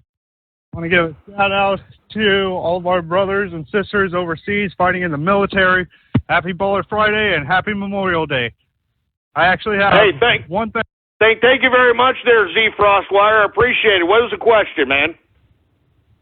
The thing I want to talk about that absolutely blows is the fact that people still want to vote for Hillary. Hold on, you're cutting in and out there, Z Frost. You're cutting in and out there. What'd you say? Hey, can you hear me? Yeah, then go ahead. Okay, it blows my mind that anyone would still want to vote for Hillary Rotten Clinton after everything that she's been doing. Like, it just blows my mind. Like, why would anyone want to vote for this rotten piece of crap? Like, especially after leaking government information to other countries on an unsecured. I mean, you've got me, Z Frost. I have no idea. To be honest with you, I have no idea why people still back up Barack Obama, even though he's on the Trash America Asian tour right now. All right? I mean, I just can't believe this, but people are this stupid. I'm telling you, they're this stupid. This is why the capitalist army and those of us on the Trump train are conducting ourselves in Operation Barrel Roll, because we are going to show the world how stupid these goddamn Bernie Sanders people are. And moreover, they're so stupid that they are group dynamic minions, all right? They'll go anywhere where the goddamn group dynamic is, for Christ's sake. And let me tell you, we're puppeteering these idiots like morons. And look, if you are conducting yourself in Operation Barrel Roll and you've gotten yourself some social media accounts in relation to the, quote, Bernie Army, haven't you noticed all of a sudden people are starting to follow you out of nowhere? You got all these Bernieites and all this other crap. It's very easy to tap into these idiots, man. And that's why I'm telling you, when you tap into these people, start just shoving it down their throat. Anti-Hillary propaganda, anti-Joe Biden propaganda, anti-Democrat propaganda, for Christ's sake. So we can make sure that these people eat each other, baby. Woo! Anyway, let's keep it going, shall we? Thanks a lot, Z-Frost. Who the hell else do we got? How about 971? What's going on? You're on the horn. Hey, Ghost. How you doing? Hey, happy Baller Friday, man. Happy Baller Friday. What's going on, man? Hey, I actually have a topic for you that I actually wanted to talk about during the 420 broadcast. So, all right, we'll go ahead. So when it comes to marijuana, right? I'm going to get a lot of hate for this, but so marijuana, right? Is it just me, or do you hate when you go like downtown? I actually live around Portland, so I go to Portland State and I just smell all this marijuana, right? And it's not illegal at a lot of places now. So like I feel like it should be legal because it still bothers people with the secondhand smoke, right? So like when I go to dinner stuff with like family and stuff and they smell all this marijuana, like it's really you know what I'm saying? Oh, you're saying it's a little uncouth. Yeah. It's like my parents will smell marijuana on me and they'll be like, "Are you smoking marijuana?" and stuff like that. It's like, no, I'm going downtown, and when I come back from school, I smell like shit. So, well, that's an unfortunate byproduct of making marijuana legal. Unfortunately, people are still very juvenile as it relates to consuming this intoxicant, and it's the culture. You take a look at some of the publications that have come out related to this crap.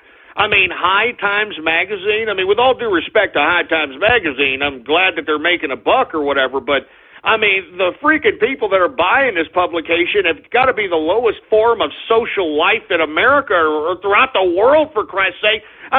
They've got centerfolds of buds, for Christ's sake. You understand this, right? Centerfolds of buds. Oh, yeah, dude, look at that. That's Miss July, dude. Oh, dude. Take a look at the crystals on that, dude. Oh, dude, it's sticky, dude. Oh, look, do you see the hairs? Give me a break, man. And that's why I'm saying, this marijuana situation in America, I don't think it's a completely done deal. I do believe that, these people are taking it to a juvenile level, these people think they could just start blazing in the middle of the street, for Christ's sake, and I think you're right a little bit about secondhand smoke. You got people bitching and moaning about tobacco, why are you bitching about tobacco if, you're not bitching about reefer, I think that if the same rules that apply to tobacco should apply to marijuana, should apply to wacky tobacco, should apply to reefer. And I don't see why it shouldn't. All right, I just don't see why it shouldn't. Anyway, let's take another call here. Thanks for calling up, by the way. Baller Friday, free format edition, folks. We're taking your calls and talking about whatever you want to talk about. Area code 210. What's going on, 210? What do you want to talk about? Hello, 210. Are you there? Be better. Hello? Hey, what's going on? You're on the air. Oh, hey, Ghost. What's going on? So what I wanted to see about bringing up and talking about today is actually, why does it seem like in Texas especially that women get preferential treatment when they have children versus those women who are childless? What makes you think that happens? Why do you think that happens, I guess? I'm really glad you asked that question, and let me go ahead and take the time to try to elaborate on this, all right? I know exactly what you're talking about, and what this young lady is describing is a favoritism, and it's not just in Texas, it's all over the place. It's in Western civilization.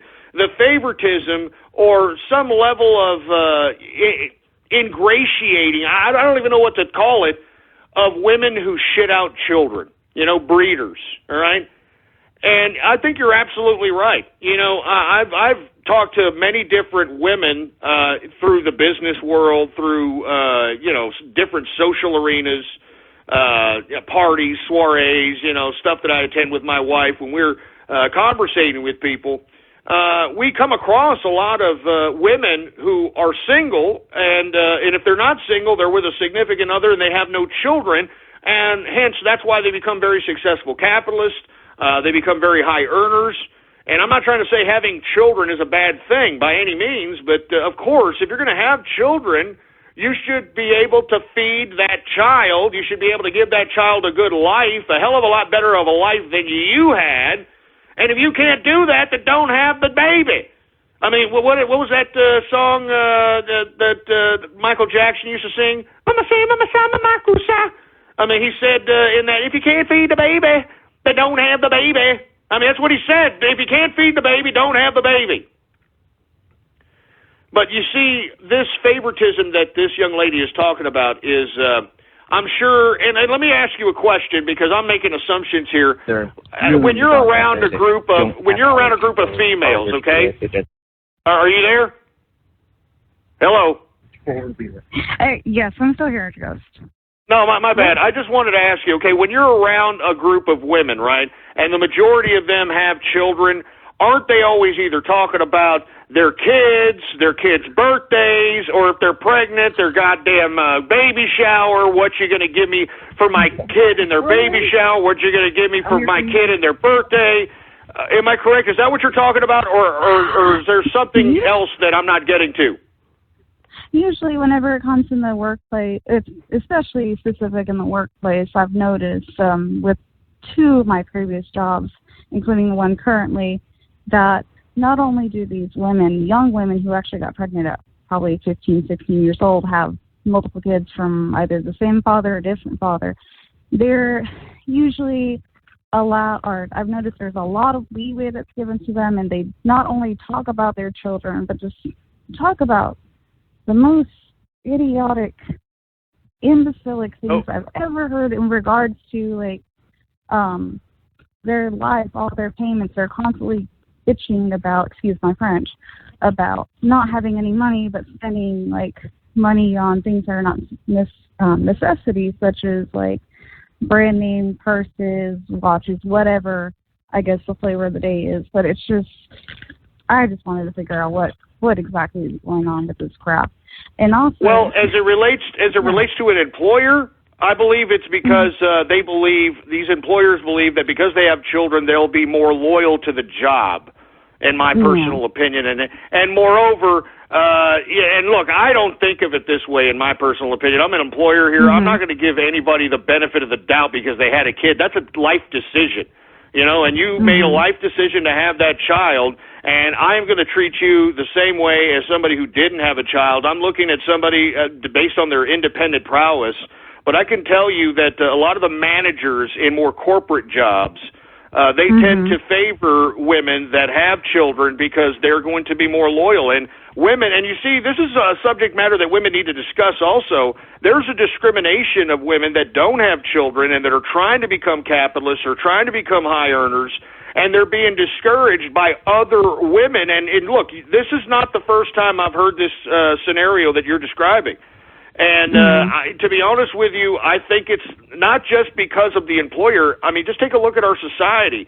I mean, the women get the benefit of the doubt in the legal system. I mean, I think in, 70% of the cases, the women get the child. The woman literally has to be a drug addict or something very nefarious of that nature for her not to get it. I mean, she could be a prostitute. She could be a prostitute and still get the children because the law will look at it as she was trying to feed her kids. Oh, yeah, I've definitely seen that scenario. Actually, with a couple of friends of mine in Louisiana, the mother pretty much has been on welfare, child support, pretty much any handout since 2010 when she popped out her first kid. Actually, probably even before that, and she just keeps popping out children just to have just to stay on welfare. But it's kind of funny that you say that employers tend to see that women with children are more loyal, because of a couple of the women that I've worked with previously that had children actually came to me for opportunities to seek employment elsewhere at other employers. It's kind of just ironic. Look, it's a really warped situation happening, and you can thank third wave feminism and liberalism and all this. And look, you're not the only one that I know that is an independent woman that doesn't have any children that is having this problem. All I can suggest to you is just to keep your head up. We're in a bad time right now. We've got a bad economy. The social construct of our goddamn country is out of whack. And all I can do is just encourage you. Do you have a significant other? 30%. Yes, I do, actually. We've been together for about 4 years. Well, that's awesome. I mean, just keep your heads up high and make sure that you and your significant other build whatever life it is that you want together. And remember, whatever hard times that may be happening right now for you and your significant other as a young couple, it is not you. It is not, I can't make this money or I can't make that. It is purely this economic situation and the social construct. I mean, much of the scenarios that you're discussing, it's meant to discourage you. And these are fellow women. These are supposed to be women that are supposed to be on your side, and yet because you're not one of them with the children and the mental mindset, all of a sudden you become an outsider and somebody that they make faces at and possibly talk behind your back around. It's unfortunate. But just keep your head up, man. Keep being a capitalist. Keep doing whatever it takes to, keep your head above water. And as long as you pay for your own food, pay your own rent, and pay for your own life, then who gives a crap about whatever anybody says? And you are a capitalist, and you are above anybody who collects entitlements, any breeder that has a goddamn kid just to have it as an accessory or as a means of income via child support or entitlements. You are doing the impossible as it relates to the rest of these millennial generations. So keep your head up, man, all right? Thank you so much, Gus. You have no idea how much that means to me. I was getting kind of down earlier, but your show definitely inspires me a lot. But definitely thanks for all the advice, and keep it going, man. Hey, I appreciate it, and keep listening, and like I said, keep your head up, man, all right? I know, you're not the only young person that has emailed me or corresponded with me that's having these types of situations. It's very hard to be a capitalist right now because we have an anti-capitalist government. We have an anti-capitalist system. We've got bureaucrats that are making it harder for us that actually want to go out and be economically productive to do so. All right? And that's why you have so many people on the damn entitlement system, because that's what the government wants. The government wants you on the entitlement system. They want you dependent on them because that gives them the power over your life. And you should have the power over your life, no matter how much money you're making, even if it's as little as barely scraping by or you're very comfortable. If you're making your own money and you're not depending on anybody, you are the true essence of freedom. And you have to understand, regardless of how much life gives you, no matter how much life tragedy comes into your life, no matter how much turbulence comes into your life, you have to be able to withstand it as a capitalist, because that's the only way that you're going to be able to sustain success, is to be able to withstand adversity and be able to take it and move on.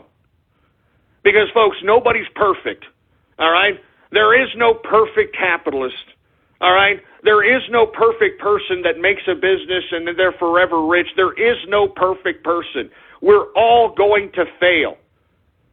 But you see, what separates the capitalist from those that fail and quit and turn into goddamn degenerate entitlement recipients is that us capitalists have pride and integrity into ourselves, and we believe that we have enough ability, creativity, and prowess to be able to carve our own lives, our own destinies, our own freedom. And it doesn't necessarily mean that it has to be some wealth.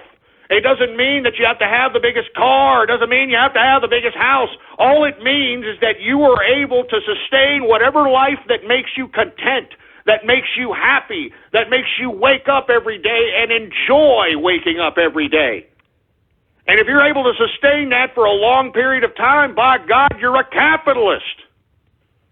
And if that's just a menial living in a nice apartment, having a nice car, having a significant other and being able to go out whenever you want to, however, going on trips, whatever it is, as long as you're able to sustain that lifestyle, and as long as you're able to have the continuity of creating revenues and streams of revenues, you can be able to continue to do so.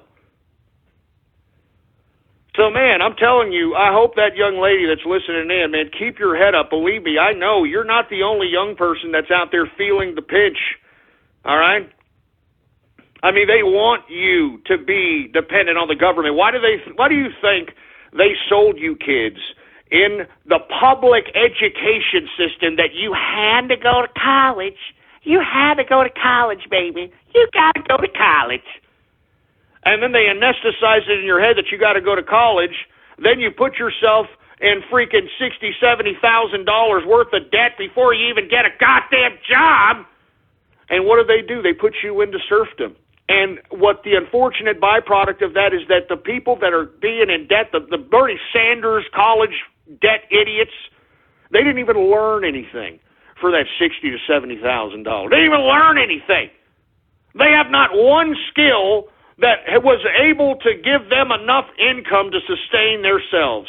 So why in the hell did they even get themselves into debt to begin with? Why didn't they just go and get a damn job in whatever industry that they thought maybe would entertain their arousals, huh? And even if it's the low-level job, who cares? All right? I mean, even if you get a minimum wage job, and I'm telling you this right now, folks, if you work minimum wage for more than a year, then there's something wrong with you. There's not something wrong with the job. There's something wrong with you.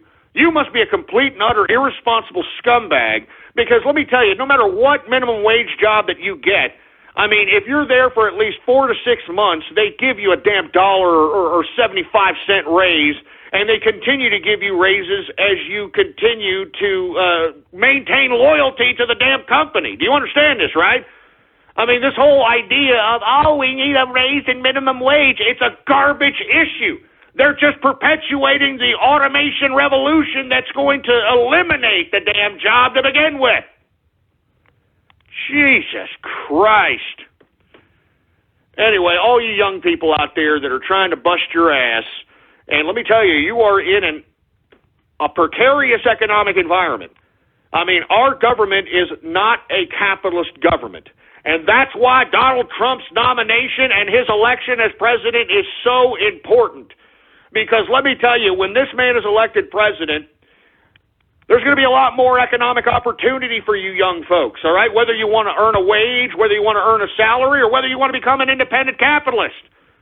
I mean, there's going to be a lot more economic opportunity than there is out here. The only economic opportunity that you have out here in America nowadays is becoming a goddamn bureaucrat. And I'll be damned. I'll be good goddamn if I ever become a goddamn bureaucrat, boy. Ever. Anyway, folks, I want to thank you very much for calling up and, talking about these subject matters. Now I think it's about time for everybody's favorite part of the broadcast, and I'm talking about radiography. That's right, folks. Radio Graffiti, the part of the broadcast where the spectators become a part of the spectacle. All you have to do is give me a call right now at 516-453-9903. And when I call on your Skype name or on your area code, you have exactly 3 to 4 seconds to say whatever it is that's on your mind. All right? And don't be a Helen Keller deaf mute. Please say something, ass clowns. Please say something. And if you haven't already done so, folks, please follow me on Twitter. Politics Ghost is the name to follow. All one word, no underscores, Politics Ghost. Anyway, do we have any Radio Graffiti callers, engineer? All right. Well, we've got some Radio Graffiti callers, and we're going to start Radio Graffiti right now. All right. Who do we got going on over here? How about 727 Radio Graffiti?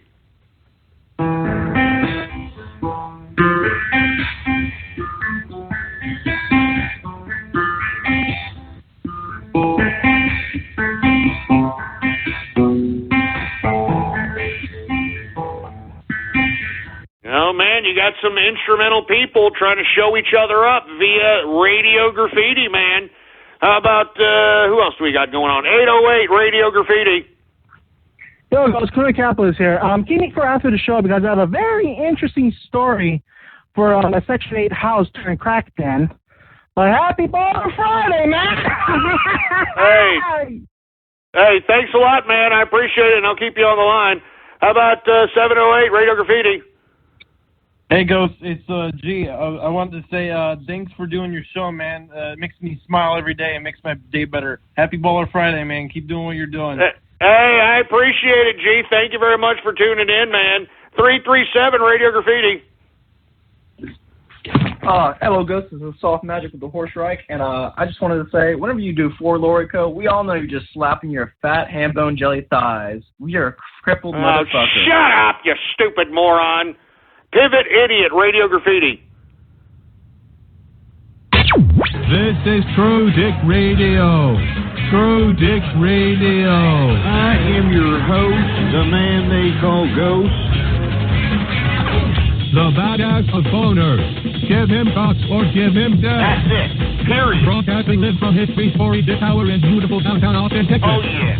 I want me some of that. And now he'll take it from here. Your host, the Peter Popper of Peter Poppers. The man they call Ghost. God damn it, I told all of you and I'm warning you, all right? That's my intro. Do you understand that? It's mine. It belongs to me. All right? So if you sons of bitches continue on and messing with my intro, we're going to have some serious goddamn problems, boy. Do you understand that? We're going to have some serious goddamn problems, and I've got 2 words for you. Punitive damages, you scumbags. That's the best intro in radio today. Don't mess with it. 813 Radio Graffiti.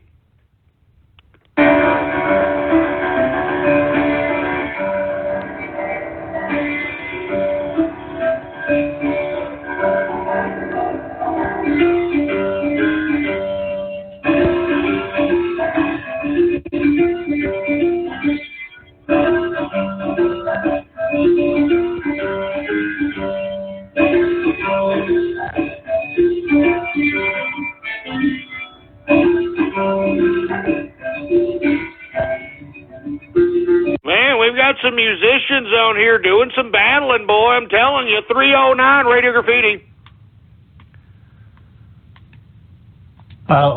Jesus Christ. I'm sorry, man. How about 574 Radio Graffiti? Please rise for the national anthem of the new Republic of Texas.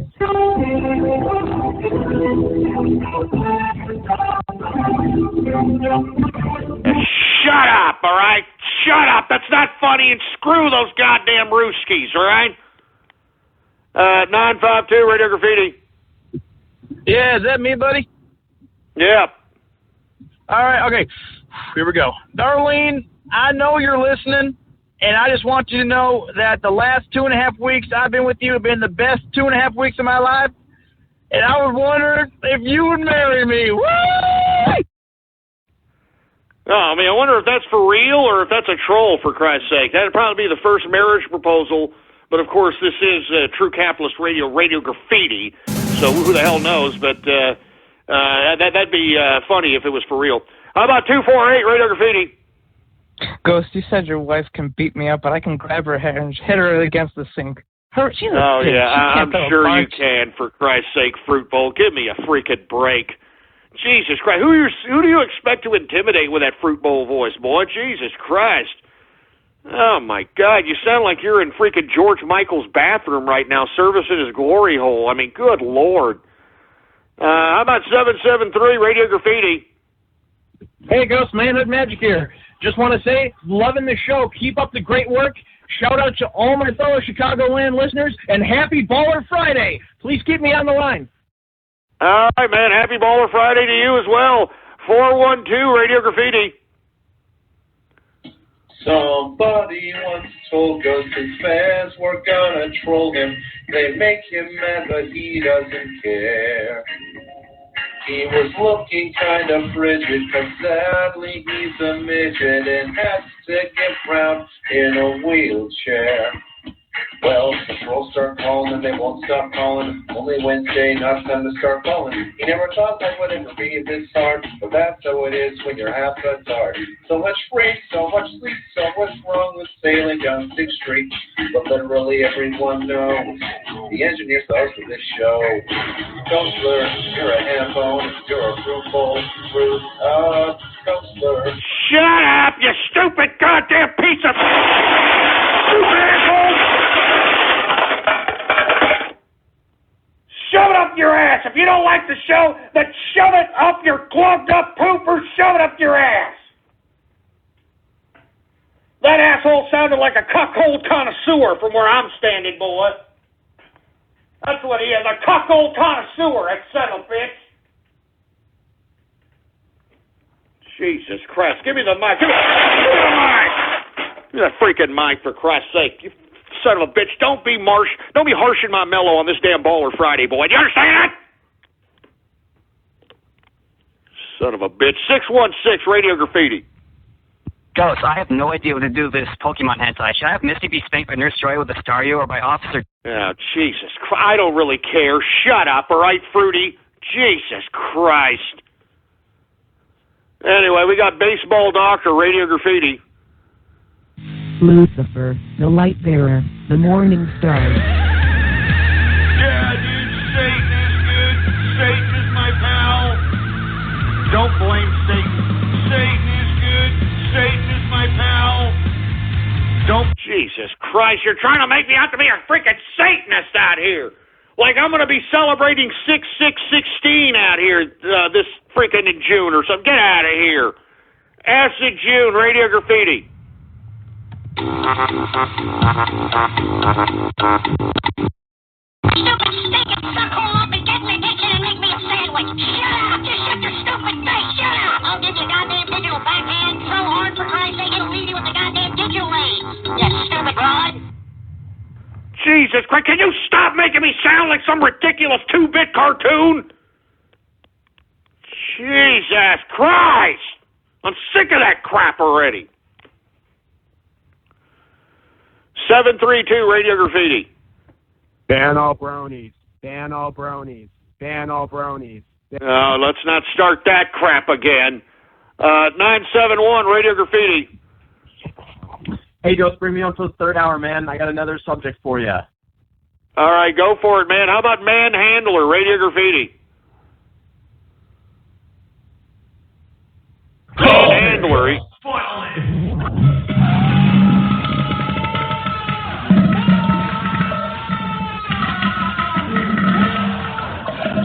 Oh, Jesus Christ, you sick, twisted freak! Simply X, Radio Graffiti. Yo, Ghost, was hoping to get this on during the free format hour, but I got something I need to apologize to you for. Oh, yeah? What's that?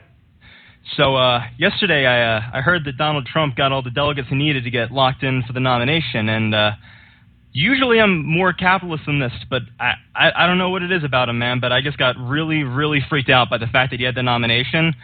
So I took my rent money for next week, and I donated it to Hillary Clinton's campaign.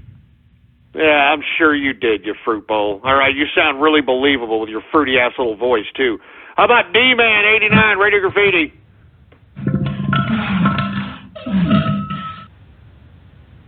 Are you kidding? What are y'all taking turns?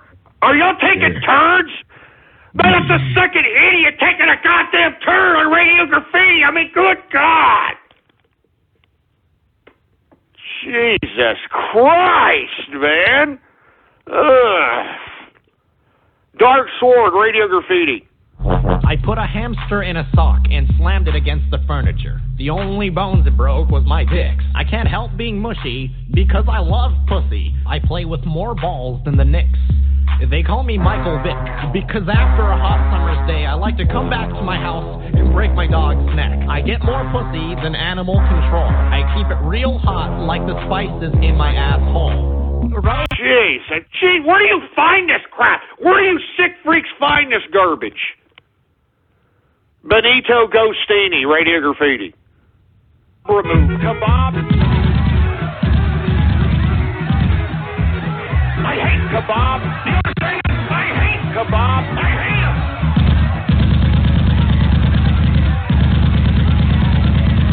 Jesus Christ. Good God. Mr. Sev, Radio Graffiti.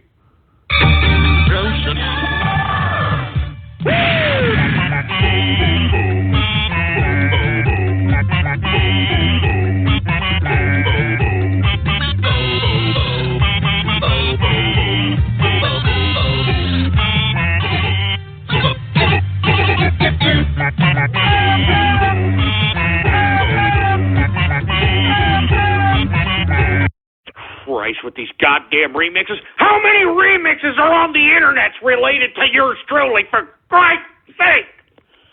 Good God! I mean, you people are ruining my goddamn Baller Friday. You're ruining my Baller Friday, you scumbags! Jim Williams, Radio Graffiti. Stop, Addo. Hadouken! Jesus Christ.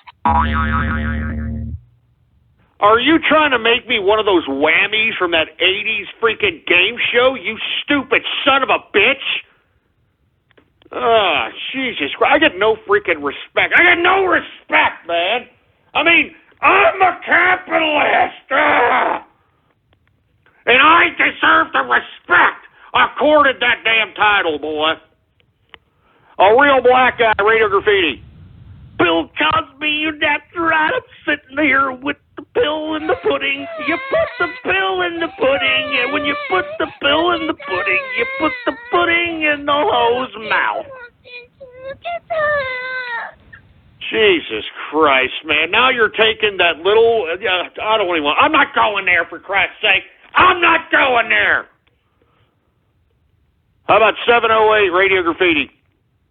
Hey, Ghost, it's G again. I wanted to say Happy Memorial Day, and I'm actually making a video on YouTube for my families that have been in war or are going, that are actually in war.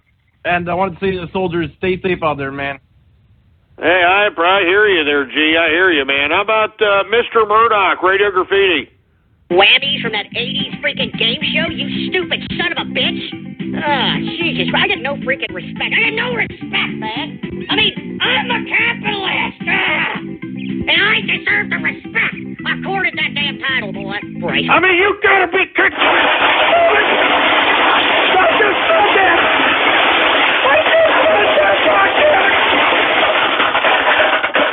God damn it, you internet butt stalkerette scumbags! I just said that. I just freaking said that! Good God, man! You troll terrorist! You cyber vermin! God! Jesus Christ, man! You scumbags, man! You sphincter fingering scumbag! Dental damn you scumbag!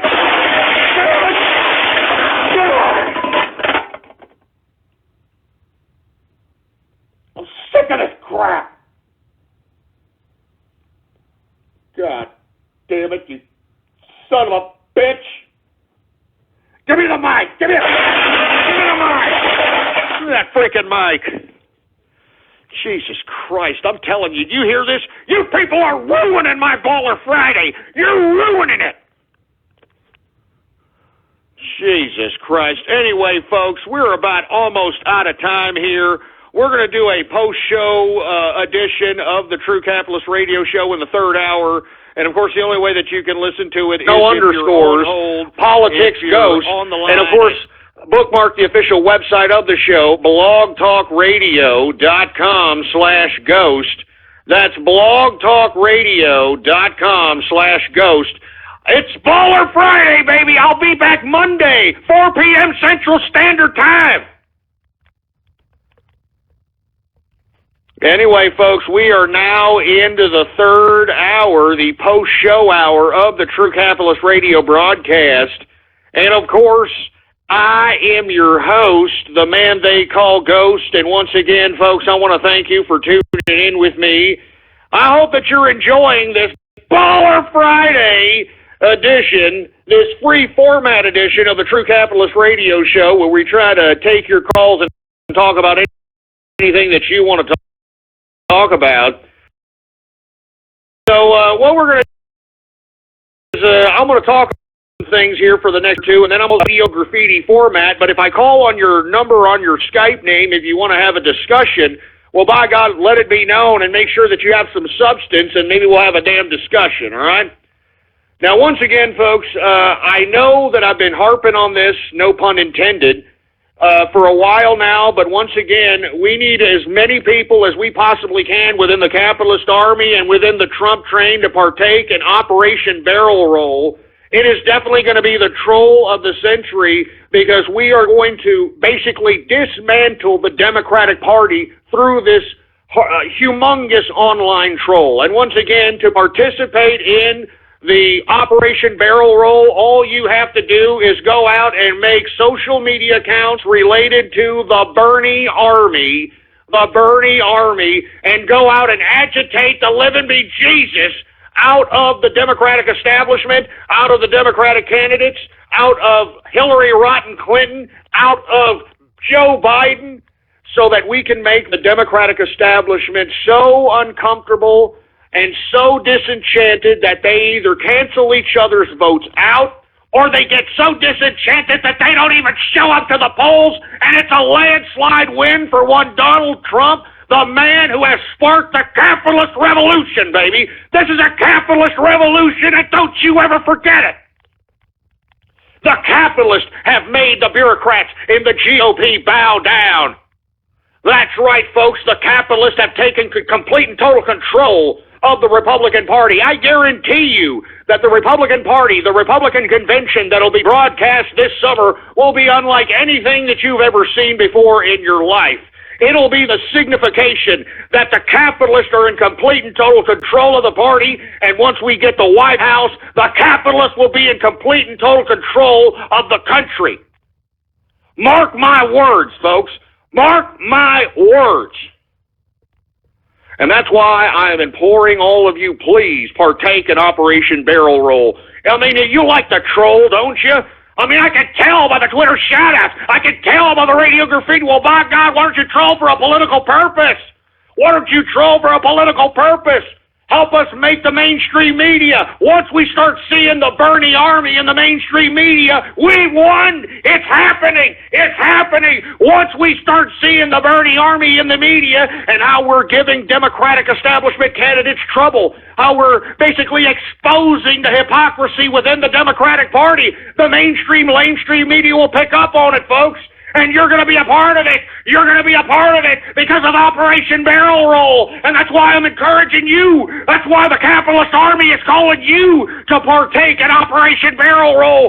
Go out there to the social media networks and get yourself an account related to the Bernie Army and go out there and give out as much propaganda as you possibly can to disenchant the Democrats so that they be so disenchanted they don't even show up to the goddamn polls, baby, this November.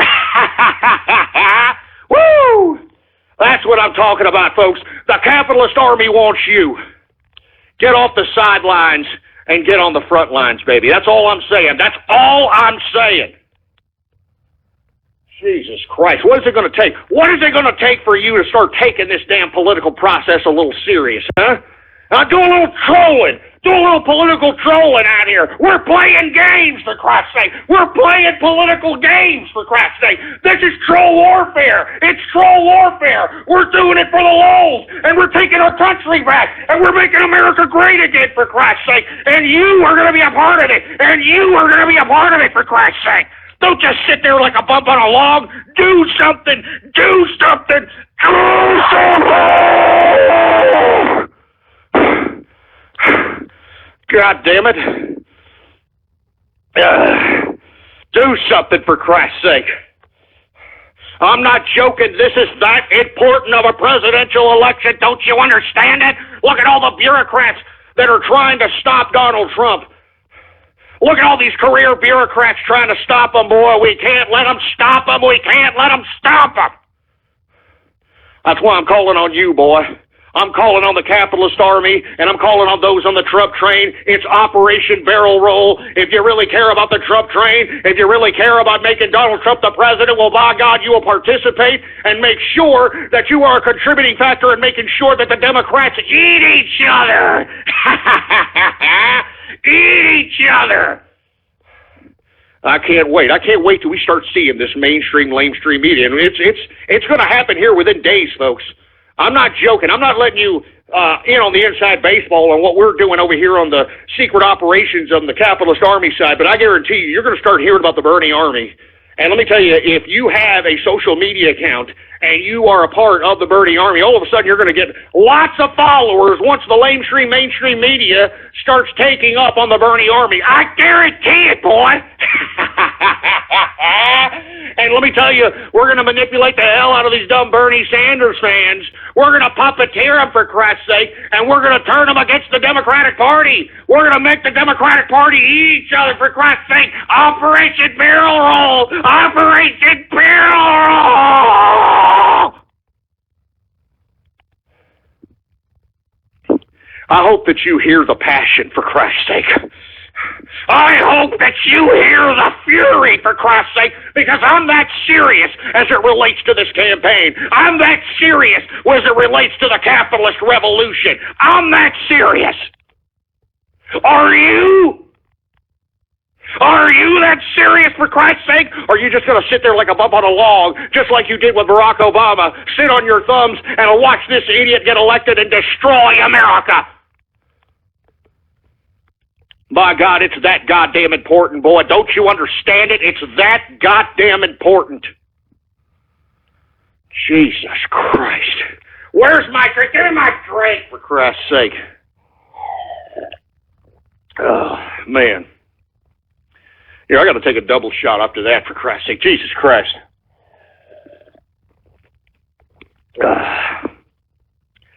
Anyway, folks, I'm going to go ahead and take some calls here for the post-show radio graffiti. And before I do, folks, please spread it around like wildfire that we are live every 4 p.m. Central Standard Time, Monday through Friday, all right? All right, I'm serious, man. Spread it around like wildfire. We're trying to spark synapses in the brains of potential capitalists throughout the world. Anyway, let's go ahead. Do we have any radio graffiti calls there, engineer?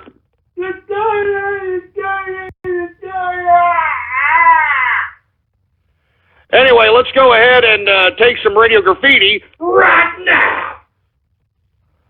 Anyway, here we are, 210 radio graffiti. Hey, Ghost, can you turn on the voice check us? These idiots are calling me a retard again. Actually, it's time to turn on the gas chamber. You retarded.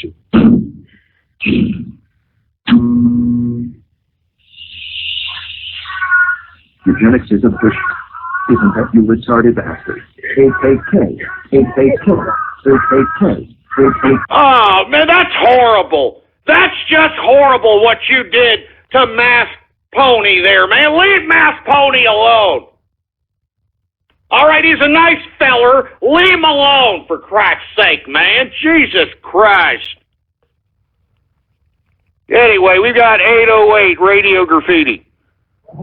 Shit. Hold on 1 second, Ghost. Something just came up real quick here. All right.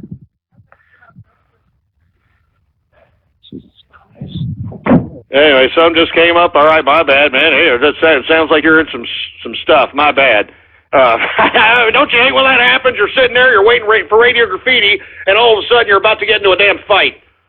Anyway, 812 Radio Graffiti. Hey, Ghost, I've been waiting since the beginning of the show. I wanted to talk about vice presidential candidates. Do you want me to wait, or do you want to keep me on the line? No, go ahead. What's up? Go ahead. We'll talk about it right now, man.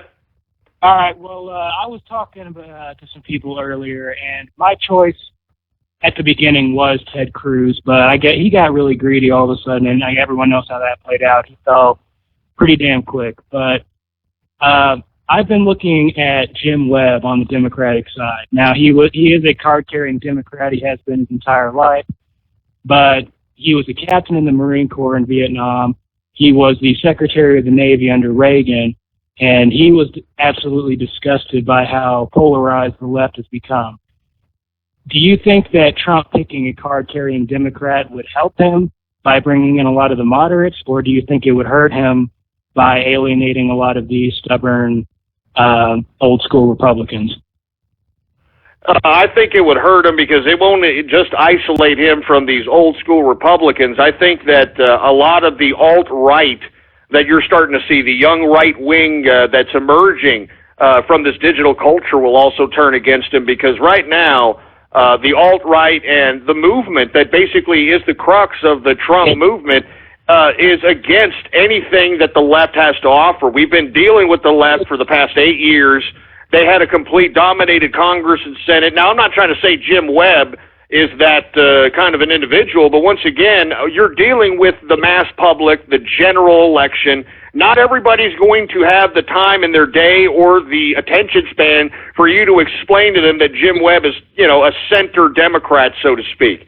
So that's why it's kind of hard to sell that narrative. But I understand why his name has come up. I've also heard some names that I've actually thought were rather pretty good. I mean, General Michael T. Flynn has been his name has been thrown around out there, which I think would be it would be a bad option to have a general as the vice president, especially a general who talked against the Barack Obama's foreign policy of arming and training ISIS and Salafist Islamic terrorists in the Middle East. And let me tell you, Michael T. Flynn has been on record as stating that it was Obama's decision to knowingly arm, train, and fund ISIS.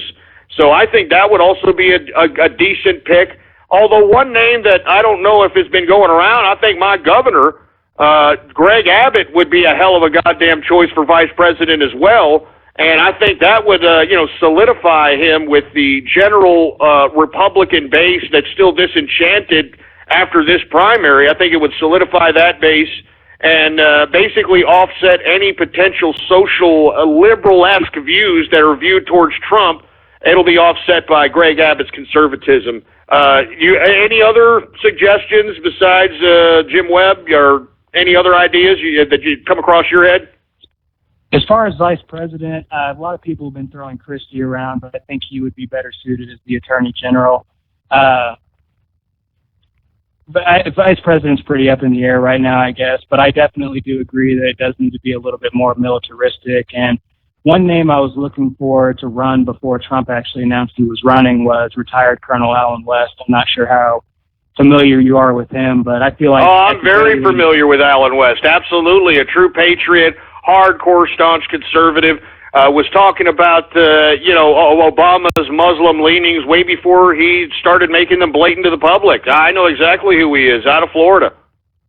Right. And I think, I'm not sure at this point if he would be a good pick for vice president, but I think he would be an outstanding pick for Secretary of Defense.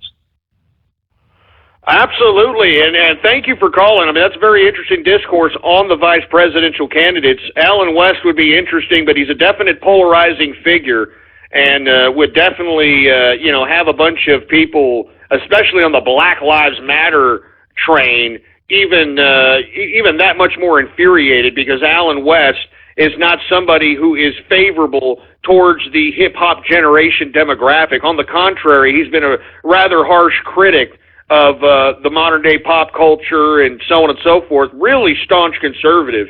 And unfortunately, I think that's what cost him his seat out there in Florida. But once again, I like the talk of Michael T. Flynn that has been recently surfacing. And for you folks that are unaware of Michael T. Flynn, he's done a variety of different interviews with media once he retired or stepped down as the head of the DIA, which is the Defense Intelligence Agency, which is nothing more than the CIA, but strictly for the Pentagon. And this man knows where the bodies are buried. He knows exactly what Obama has done as it relates to his foreign policy. And I believe that, if Donald Trump does choose a Michael T. Flynn as a vice president, I think Michael T. Flynn can go right at the jugular of the current administration and go right at the jugular of Hillary Clinton or Joe Biden if they decided to run. I think this is a very, very good sign to suggest, and the media is suggesting, that they are talking to Michael Flynn as it relates to a vice presidential spot. I'm really looking forward to it. I think it would scare the bejesus out of the current administration because, as I stated, Michael Flynn, he was the head of the DIA. I mean, he is the CIA for the Pentagon. This guy knows everything about the military, the intelligence, classified information, classified documents. He knows what he supplied to the administration, and the administration went against his wishes, went against his advisement, went against his assessments, and this is why we are in the current situation they're in. So if Donald Trump is listening, I would strongly encourage him to entertain the Michael T. Flynn, the general Michael T. Flynn possibility as a vice presidential candidate. All right, I'm telling you, it doesn't matter who they throw up there now. Michael T. Flynn knows where the bodies are buried, whether it's freaking Obama, whether it's Hillary, whether it's Joe Biden. So I hope there's something serious to that, to say the least. You know what I'm saying? Anyway, man, thanks for calling. I appreciate it. 971 Radio Graffiti. Hey, Ghost. Happy Baller Friday again, man. Hey, thanks a lot. Happy Baller Friday. Hey, first off, I just wanted to give you a sincere thank you for continuing your show. I mean, I was one of those guys who listened to you in early high school years, and I've learned a lot from your show, and it's honestly made me a better person. But anyways, the subject matter I want to talk to you about in this third hour is the homeless. So you mentioned that the homeless is flooding Texas, right? Well, no, it's in Austin, because Austin has a lot of money floating around out here, and the homeless from all over the country know that. And I guess the homeless network, is basically telling each other, and they're all coming down here from all over the country. I mean, I'd like for somebody to do a damn documentary and talk to these homeless folk, because these are not people born in Austin. These are not people from Austin. These are people coming to Austin because they know people that work in Austin have a lot of money, and all they got to do is accost enough of them. And there's a lot of people walking the streets out here in Austin. You cost enough of them, and enough of them to give you $1. You could make anywhere from $50 to $100 just standing around out here. Yeah, well, it's flooding like crazy here in Oregon and Portland especially. You're seeing these tents popping up, and, well, here's my shtick, I guess. I wouldn't mind this if they didn't leave their shit laying around when they leave, It just looks awful. It looks like a walrus threw up all over the place. But, when we're talking about the secondhand smoke of marijuana, if it didn't affect us personally, then I could give a crap, but it's just so damn stupid because it cuts into our taxes for city cleanup, etc. But, not to mention the damn begging that always happens. But I was wondering, what kind of action do you think you would take if you had any say in what they do in the cities? Well, I'll tell you right goddamn now, I would, take the supposed homeless and move them the hell out of civil society. All right. Now, would that entail like an area or a tent city or something of that nature? That's possible. Now, a lot of the reasons why people are homeless is because they're mentally disturbed, or they have drug problems, or they're alcoholics. So, of course, we have that aspect, and, they basically just need to be cleaned up or so on and so forth, but they need to be just completely moved out of regular society. I do not believe that every homeless person is genuinely homeless. Now, do people fall on hard times and they don't have a place to stay? Sure they do. All right? But I'm telling you, with enough begging and enough money that people get out of they'll give you out of their pockets, you can be able to find yourself enough money to be able to get back on your feet. Not to mention, we've got churches out here that'll help people. You've got the nonprofit food banks all across this America, for Christ's sake. You've got all kinds of help from every which way. And like I said, the whole reason that we've got a homeless situation is because these people, they find it rather easier begging or prostituting or burglarizing or doing whatever it takes to fulfill their fix of whatever narcotic, drug, alcohol, whatever it is their drug of choice.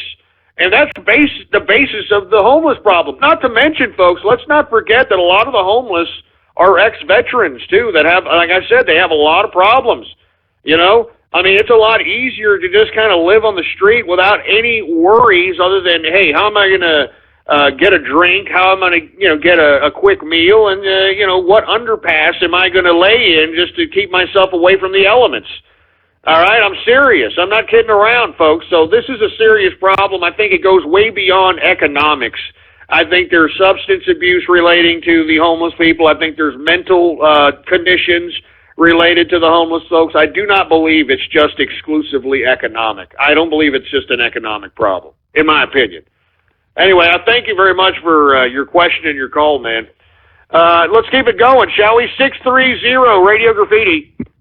Who the fuck played that splice of me? I don't know, man. That was horrible. That was just completely horrible, for Christ's sake, man. Why is everybody hating on you there, Masked? I don't know why, but if this continues, turn on the wood chipper. That's not funny. Even they're making fun of me in the tiny chat. They're making fun of you in the tiny chat, too? Yeah, the mod in that chat is a Foxo logo. Oh, man. And what, they're calling you names and all kinds of stuff in there, too? Well, a user on my Skype, Dr. Briscoe, told me they are making fun of me. Oh, man. Can you people stop making fun of Mass Pony, please, all right? All right, stop. Can you tell them, too, Mass Pony? Tell them to buzz off or something, man. Stop making fun of me, all right? That's not funny. Having disabilities is not funny. I mean, don't you understand if you make fun of a retard in public, you could get in serious trouble or something? That's heartless. It is heartless, Masked Pony. I'm sorry that you have to take such ridicule just because, you're out here on the True Capitalist radio show and, become a little bit of a character. My apologies. I'm sorry about that. Let's continue going, though. 773 Radio Graffiti. Oh, Jesus Christ. Come on. How about This is Sparta, Radio Graffiti? What the hell's going on? Was everybody just playing with their Peter Popper, or what the hell? 781, Radio Graffiti.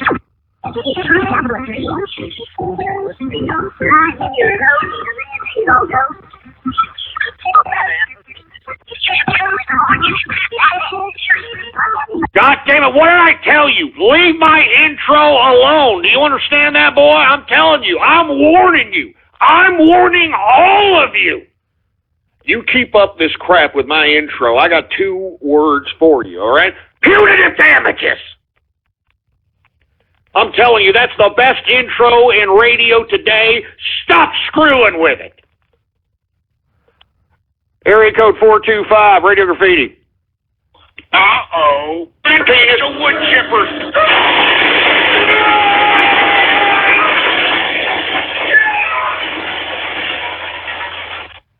Jesus Christ, you son of a bitch.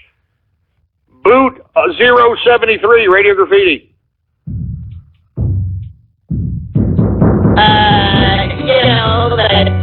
Like I'm gonna be celebrating 666 days good Dayton is my pal. Dayton is good Dayton is my Jesus Christ, now you're making me sound like a satanic cartoon character now? I mean, good God! Man, I'm telling you, you assholes, you sons of bitches are ruining my Baller Friday. I'm going to be completely frank with you, all right? I'm serious, all right? I mean, this is Memorial Day weekend out here. It should be a good goddamn weekend. We got 40 million families on the road, for Christ's sake, traveling across the country. Jesus Christ. Anyway, let's continue going, shall we? I mean, I'm just getting pissed, for Christ's sake. I mean, sometimes I try to take these radio graffiti calls, and I just get jaded, man. All right, I'm serious. I mean, I come up here every goddamn day, and give you guys a damn show, for Christ's sake, and this is how you repay me? God damn you sons of bitches. That's all I got to say. God damn you sons of bitches. And let me tell you, I'm going to take a few more radio graffiti calls. But let me tell you something. You idiots harsh my mellow again. I'm out of here. You understand that? I'm out. All right? It's Memorial Day weekend, baby. It's Miller time, baby. Miller time. But instead, I'm sitting over here messing around with you jag-offs. Well, you people are sitting over here trying to besmirch my show. You're besmirching my name. You understand? You're besmirching the capitalists, and I really don't appreciate it one goddamn bit. So anyway, let me continue going, for Christ's sake, because I'm telling you, these people, these goddamn people. Area code 682, Radio Graffiti. Hey, Ghost. First time caller to your show. Just wanted to say Happy Baller Friday, and that's all I can say. Just Happy Baller Friday. Hey, no, don't worry about it. I appreciate it. Thank you for calling up, and Happy Baller Friday, man. How about area code 708, Radio Graffiti? Hey, Ghost, it's G again. There's these fucking people on Twitter ridiculing killing me as well. I mean, I feel bad for Max, Tony, and you, because both of you guys are getting this shit too, and now I'm fucking getting it. This is ridiculous. But they're giving you crap too, G? I mean, what the hell's going on here? I know, right? Oh, man. I don't get it. I don't know what's going on here. I don't know what's going on. Leave these guys alone, you milky lickers. God damn it. Leave them alone. We got 732, Radio Graffiti. Hey, Ghost, I just want to tell you something from before. Matt Pony works for the white man, and I just want to say that, you know, as a Black Lives Matter protester, that we should not be allowing him to even have his opinion said. So he's a white man, so I shouldn't have him on the line? I should have you on the line instead? Exactly. We was kids, man. All right, well, go ahead. You're on the floor. What do you want to discuss, Mr. Black Lives Matter leader? I want to hear your grievances. Go ahead. You got the floor. Well, first off, I mean, if you look at African culture, we were the kings of everything. We ruled Europe. The Moors, you know who they are? They ruled Europe for hundreds of years. And a fucking white man come along, write the history book and shit, and then they throw Donald Trump up there, and they start preaching all this racist crap. We was kings, man. That's all I got to say. You as kings? Get the hell out of here, for Christ's sake, man. I mean, that's that whole black Jesus stuff. Now, look, I mean, I don't want to go there, and, you know, believe it or not, that's a lot of, black separatist type. That goes along the same lines as the Mexicans trying to claim the Aztec gods. You know what I'm saying? I mean, the La Raza Unida people trying to claim that these Aztec gods are legitimate deities, and not knowing that these savages in the Aztec, Mayan, and Inca communities would sacrifice virgins and tear out hearts whenever there was a solar eclipse. So, I mean, this is the kind of mentality that these people want to go back to, and it's just completely obnoxious and ridiculous, all right? This is modernity. We're in the age of modernity. It's time for you to start thinking, all right? Anyway, we got area code 205, Radio Graffiti. Yeah, it's Jack the Necrophiliac. I found a granny you'll never guess what I did to. Oh, Jesus Christ, here's this sick-ass, twisted asshole again. Who the hell else do we got? We got Jesus Christ, Radio Graffiti. Yeah, Ghost. I actually have a reason for us not to like G. Do you mind if I tell you it? All right, go ahead. Well, the only reason we don't like G is because he gets on this show like 6 times each show, and it kind of pisses us off. Us trolls that try to get in at least once, he gets in at least 6. That's a bunch of bullshit, if you ask me. I don't know how he does it. I don't know how he does it, man. He manipulates the freaking, I think he knows how to manipulate the call thing or something. I'm serious. Not to mention there's like a whole bunch of 708 callers as well. Can I just propose that that these guys get on at least one time, please? Because, it would help. It would just help a lot, All right, well, I'm trying, man. I'm trying out here. As a matter of fact, here coming next month, I think we're going to try to make it mid-June or late June. We are going to go 3 hours, all right? 3 hours, for Christ's sake. And we'll make sure that we give about 40 minutes, like we used to Radio Graffiti back in the 3-hour time frame. And we'll make sure to get everybody out, all right? I know it's tough, believe me. And not to mention, when I upgrade, they're going to give me about, I think, another 50 to 75 more open lines. So there'll be a lot more people to be able to be in queue and wait for Radio Graffiti, all right? I understand what you're saying. Hey, these guys, they call in like 30 minutes before the goddamn show's even started, man. I mean, there's nothing I can do about that, for Christ's sake, man. These people, they just want to get on. Anyway, we've got Trump Firm Radio Graffiti. Are you kidding me? You idiots are actually calling text line and using my voice to be good.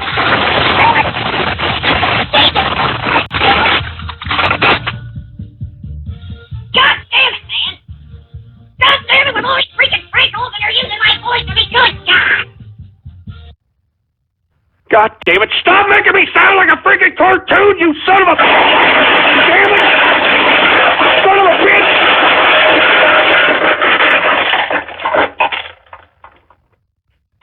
I've had just about enough of this goddamn cartoon troll. Do you understand that? I've had just about enough of it. So enough, that's it, all right? It's over. It's played out. It's done. It's over with. Jesus Christ. Like I said, I've had about enough of this goddamn cartoon troll. Do you understand that, trolls? Do you understand that, cyber vermin? I've had just about enough of it, all right? So knock it off. Cut it out. Knock it off. Cut it out. Knock it off! Cut it out! You have to have everything repeated to you tards, man! You have to have everything repeated to you tards, man! You have to have everything repeated to you tards, man! Jesus Christ, give me the mic, give me that freaking... Give me the mic! Give me the mic!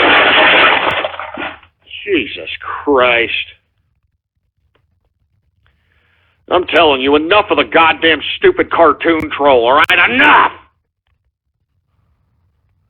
Baseball Doctor, Radio Goddamn Graffiti.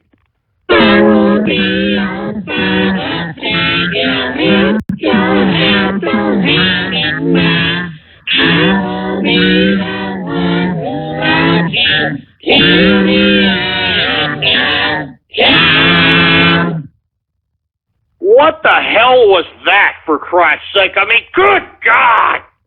I mean, do you see what I gotta put up with, folks? I'm serious, man. Are you listening to this?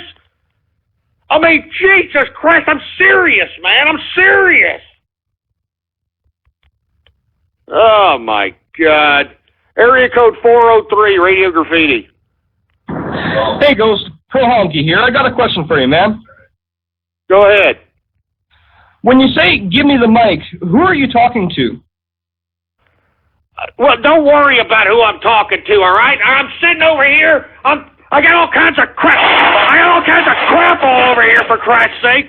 All right? And sometimes I lose the mic, all right? Sometimes I throw this goddamn crap around, and sometimes I lose the mic, and I got to look for it, for Christ's sake. So don't worry who I'm talking to. The engineer's right over here. Isn't that right, engineer?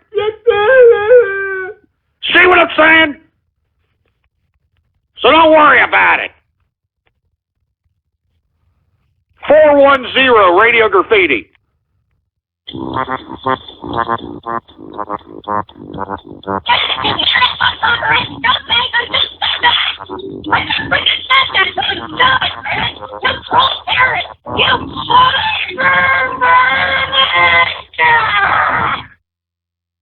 Jesus Christ, man. Look, enough. I'm not telling you again. I'm not telling you assholes again. 610 Radio Goddamn Graffiti.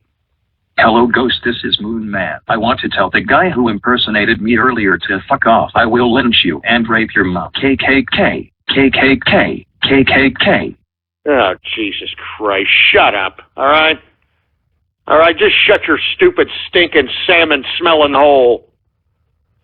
732 Radio Graffiti. Hey, Ghost, this is Darlene. I'm calling to accept the marriage proposal that a caller earlier offered me. I'd love to come live with you. I'm a tranny, just so you know. Oh, Jesus Christ. You sound like a tranny that needs to step its game up, for Christ's sake. Jesus Christ, you sound like a freaking transvestite or a goddamn crossdresser from where I'm standing, boy. And that's another thing. What's up with these trannies?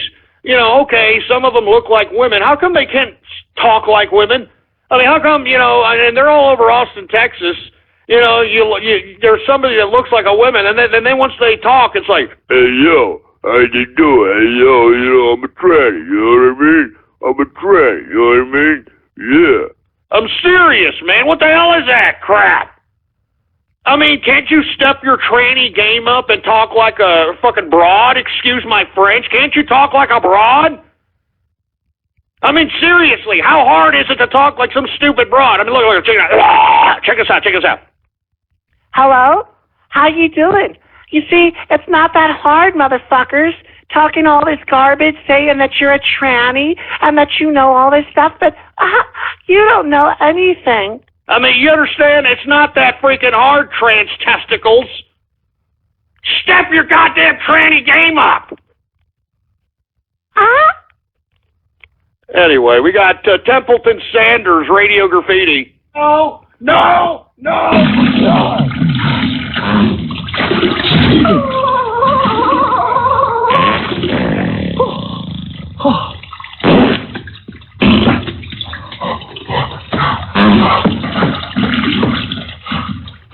I mean, what the hell is your infatuation with taking dumps, you sick, twisted freaks?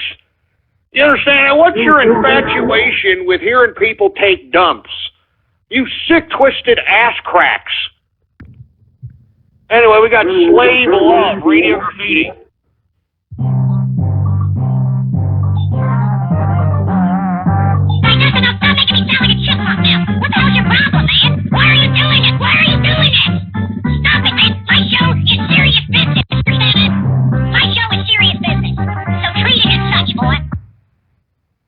I mean, why are you doing this as right? You sick, twisted, internet butt stalker ass, splicing me in mid-show scumbags, man.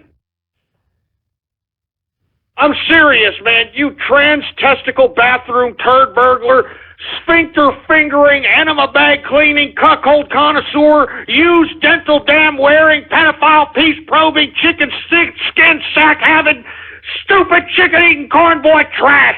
Enough!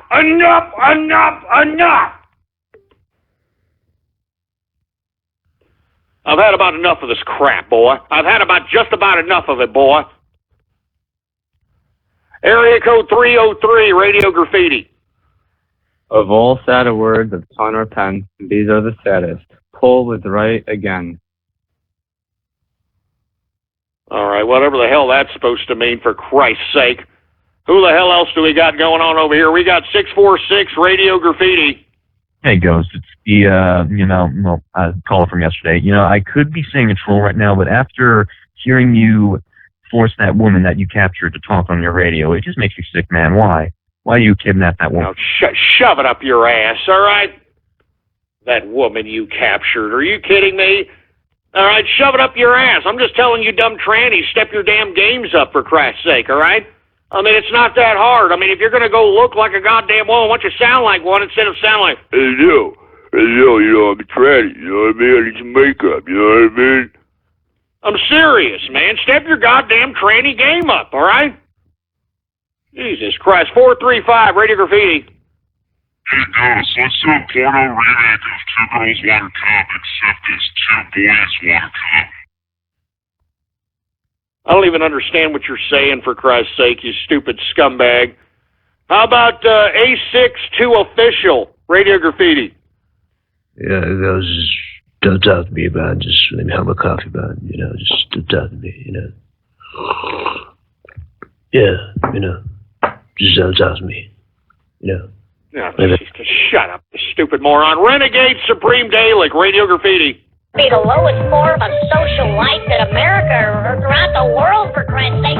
I mean, they've got centerfolds of buds, for Christ's sake. You understand this, right? Centerfolds of buds. Oh, yeah, dude, look at that. That's this July, dude. Oh, dude. Take a look at the crystals on that, dude. Oh, dude. You son of a...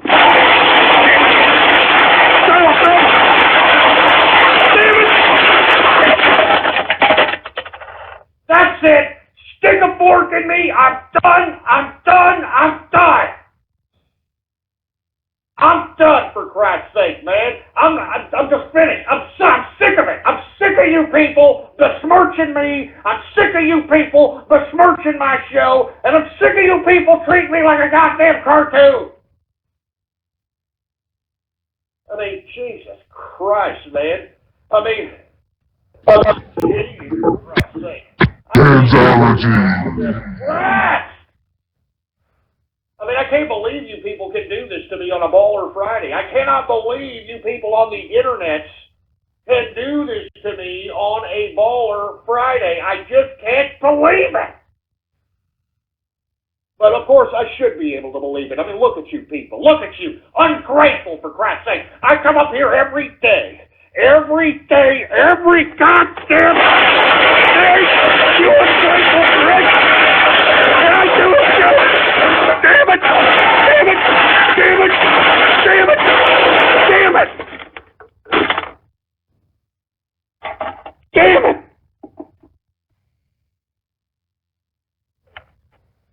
Every day!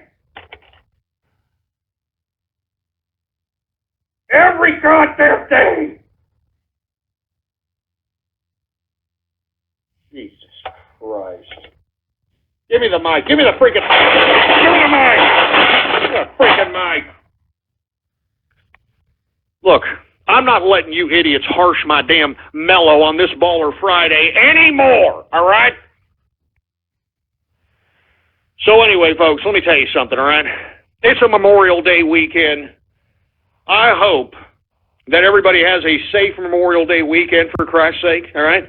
Make sure to drive safely on the roads. Once again, there's an estimated almost 40 million families that are going to be on the roads, folks. So make sure to drive safe, for Christ's sake, and moreover, all right? Follow me on Twitter, folks. Politics Ghost is the name to follow. All one word, no underscores, Politics Ghost, all right? And we may or may not have a spontaneous Sunday edition of the True Capitalist Radio Show. I don't know, especially after this goddamn Baller Friday. I sure as hell don't goddamn know. Well, the only way that you're going to find out if I do is either follow me on Twitter. Politics Ghost is the name to follow. And of course, folks, if you haven't already done so, please bookmark the official website of the True Capitalist Radio Show, blogtalkradio.com/ghost. That's blogtalkradio.com/ghost. All right? It's Baller Friday, baby. Do you understand that? It's Miller time. It's Miller time, baby. I'm not letting you idiots harsh my mellow on this Baller Friday. But before I go, I want to say cheers. I got like a little bit, one more shot left in this glass of Johnny Walker Blue Label. Oh, yeah. I want to say cheers once again to the capitalist army. I want to say cheers to those in the Trump train, and I want to say cheers to those that are partaking in Operation Barrel Roll and going incognito, double agent style, as members of the so-called Bernie army so that you can help make these damn Democrats eat each other. Woo! Cheers to all you folks out there, baby. Cheers. Yeah. Anyway, once again, folks, it is a Memorial Day weekend. I hope that you have a safe Memorial Day. Follow me on Twitter. Politics Ghost is the name to follow. I may or may not have a show this Sunday.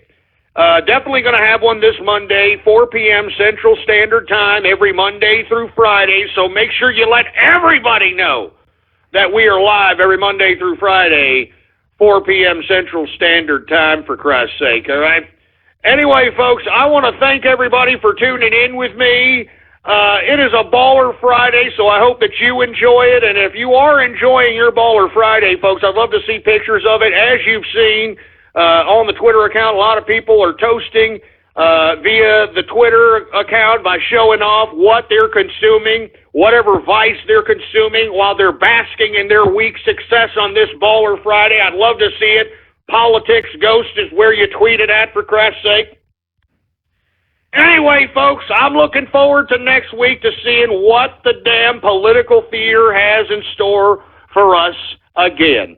Anyway, thank you for tuning in with me, folks. Long live the capitalist army, and death to socialism, death to feminism, death to communism, and death to totalitarianism, boy. I'm out of here for this Baller Friday. Happy Memorial Day weekend. I'm out of here, boy. Oh, look, there's Templeton. Hey, tell him bye, Templeton. Hey, there, wait, go tell him. Tell him something. Tell him. You're barking? See, even Templeton's hype. Are you hype, Templeton? See, even he's hype. Anyway, long live the capitalist army, folks. And let me tell you something right now. You've only seen the beginning as it relates to this Bernie army, boy. You've only seen the beginning. Pipe down there, Templeton. You've only seen the beginning, all right? So once again, conduct yourself in Operation Barrel Roll. I'm out of here, boy. Woo! Thank you for using Blog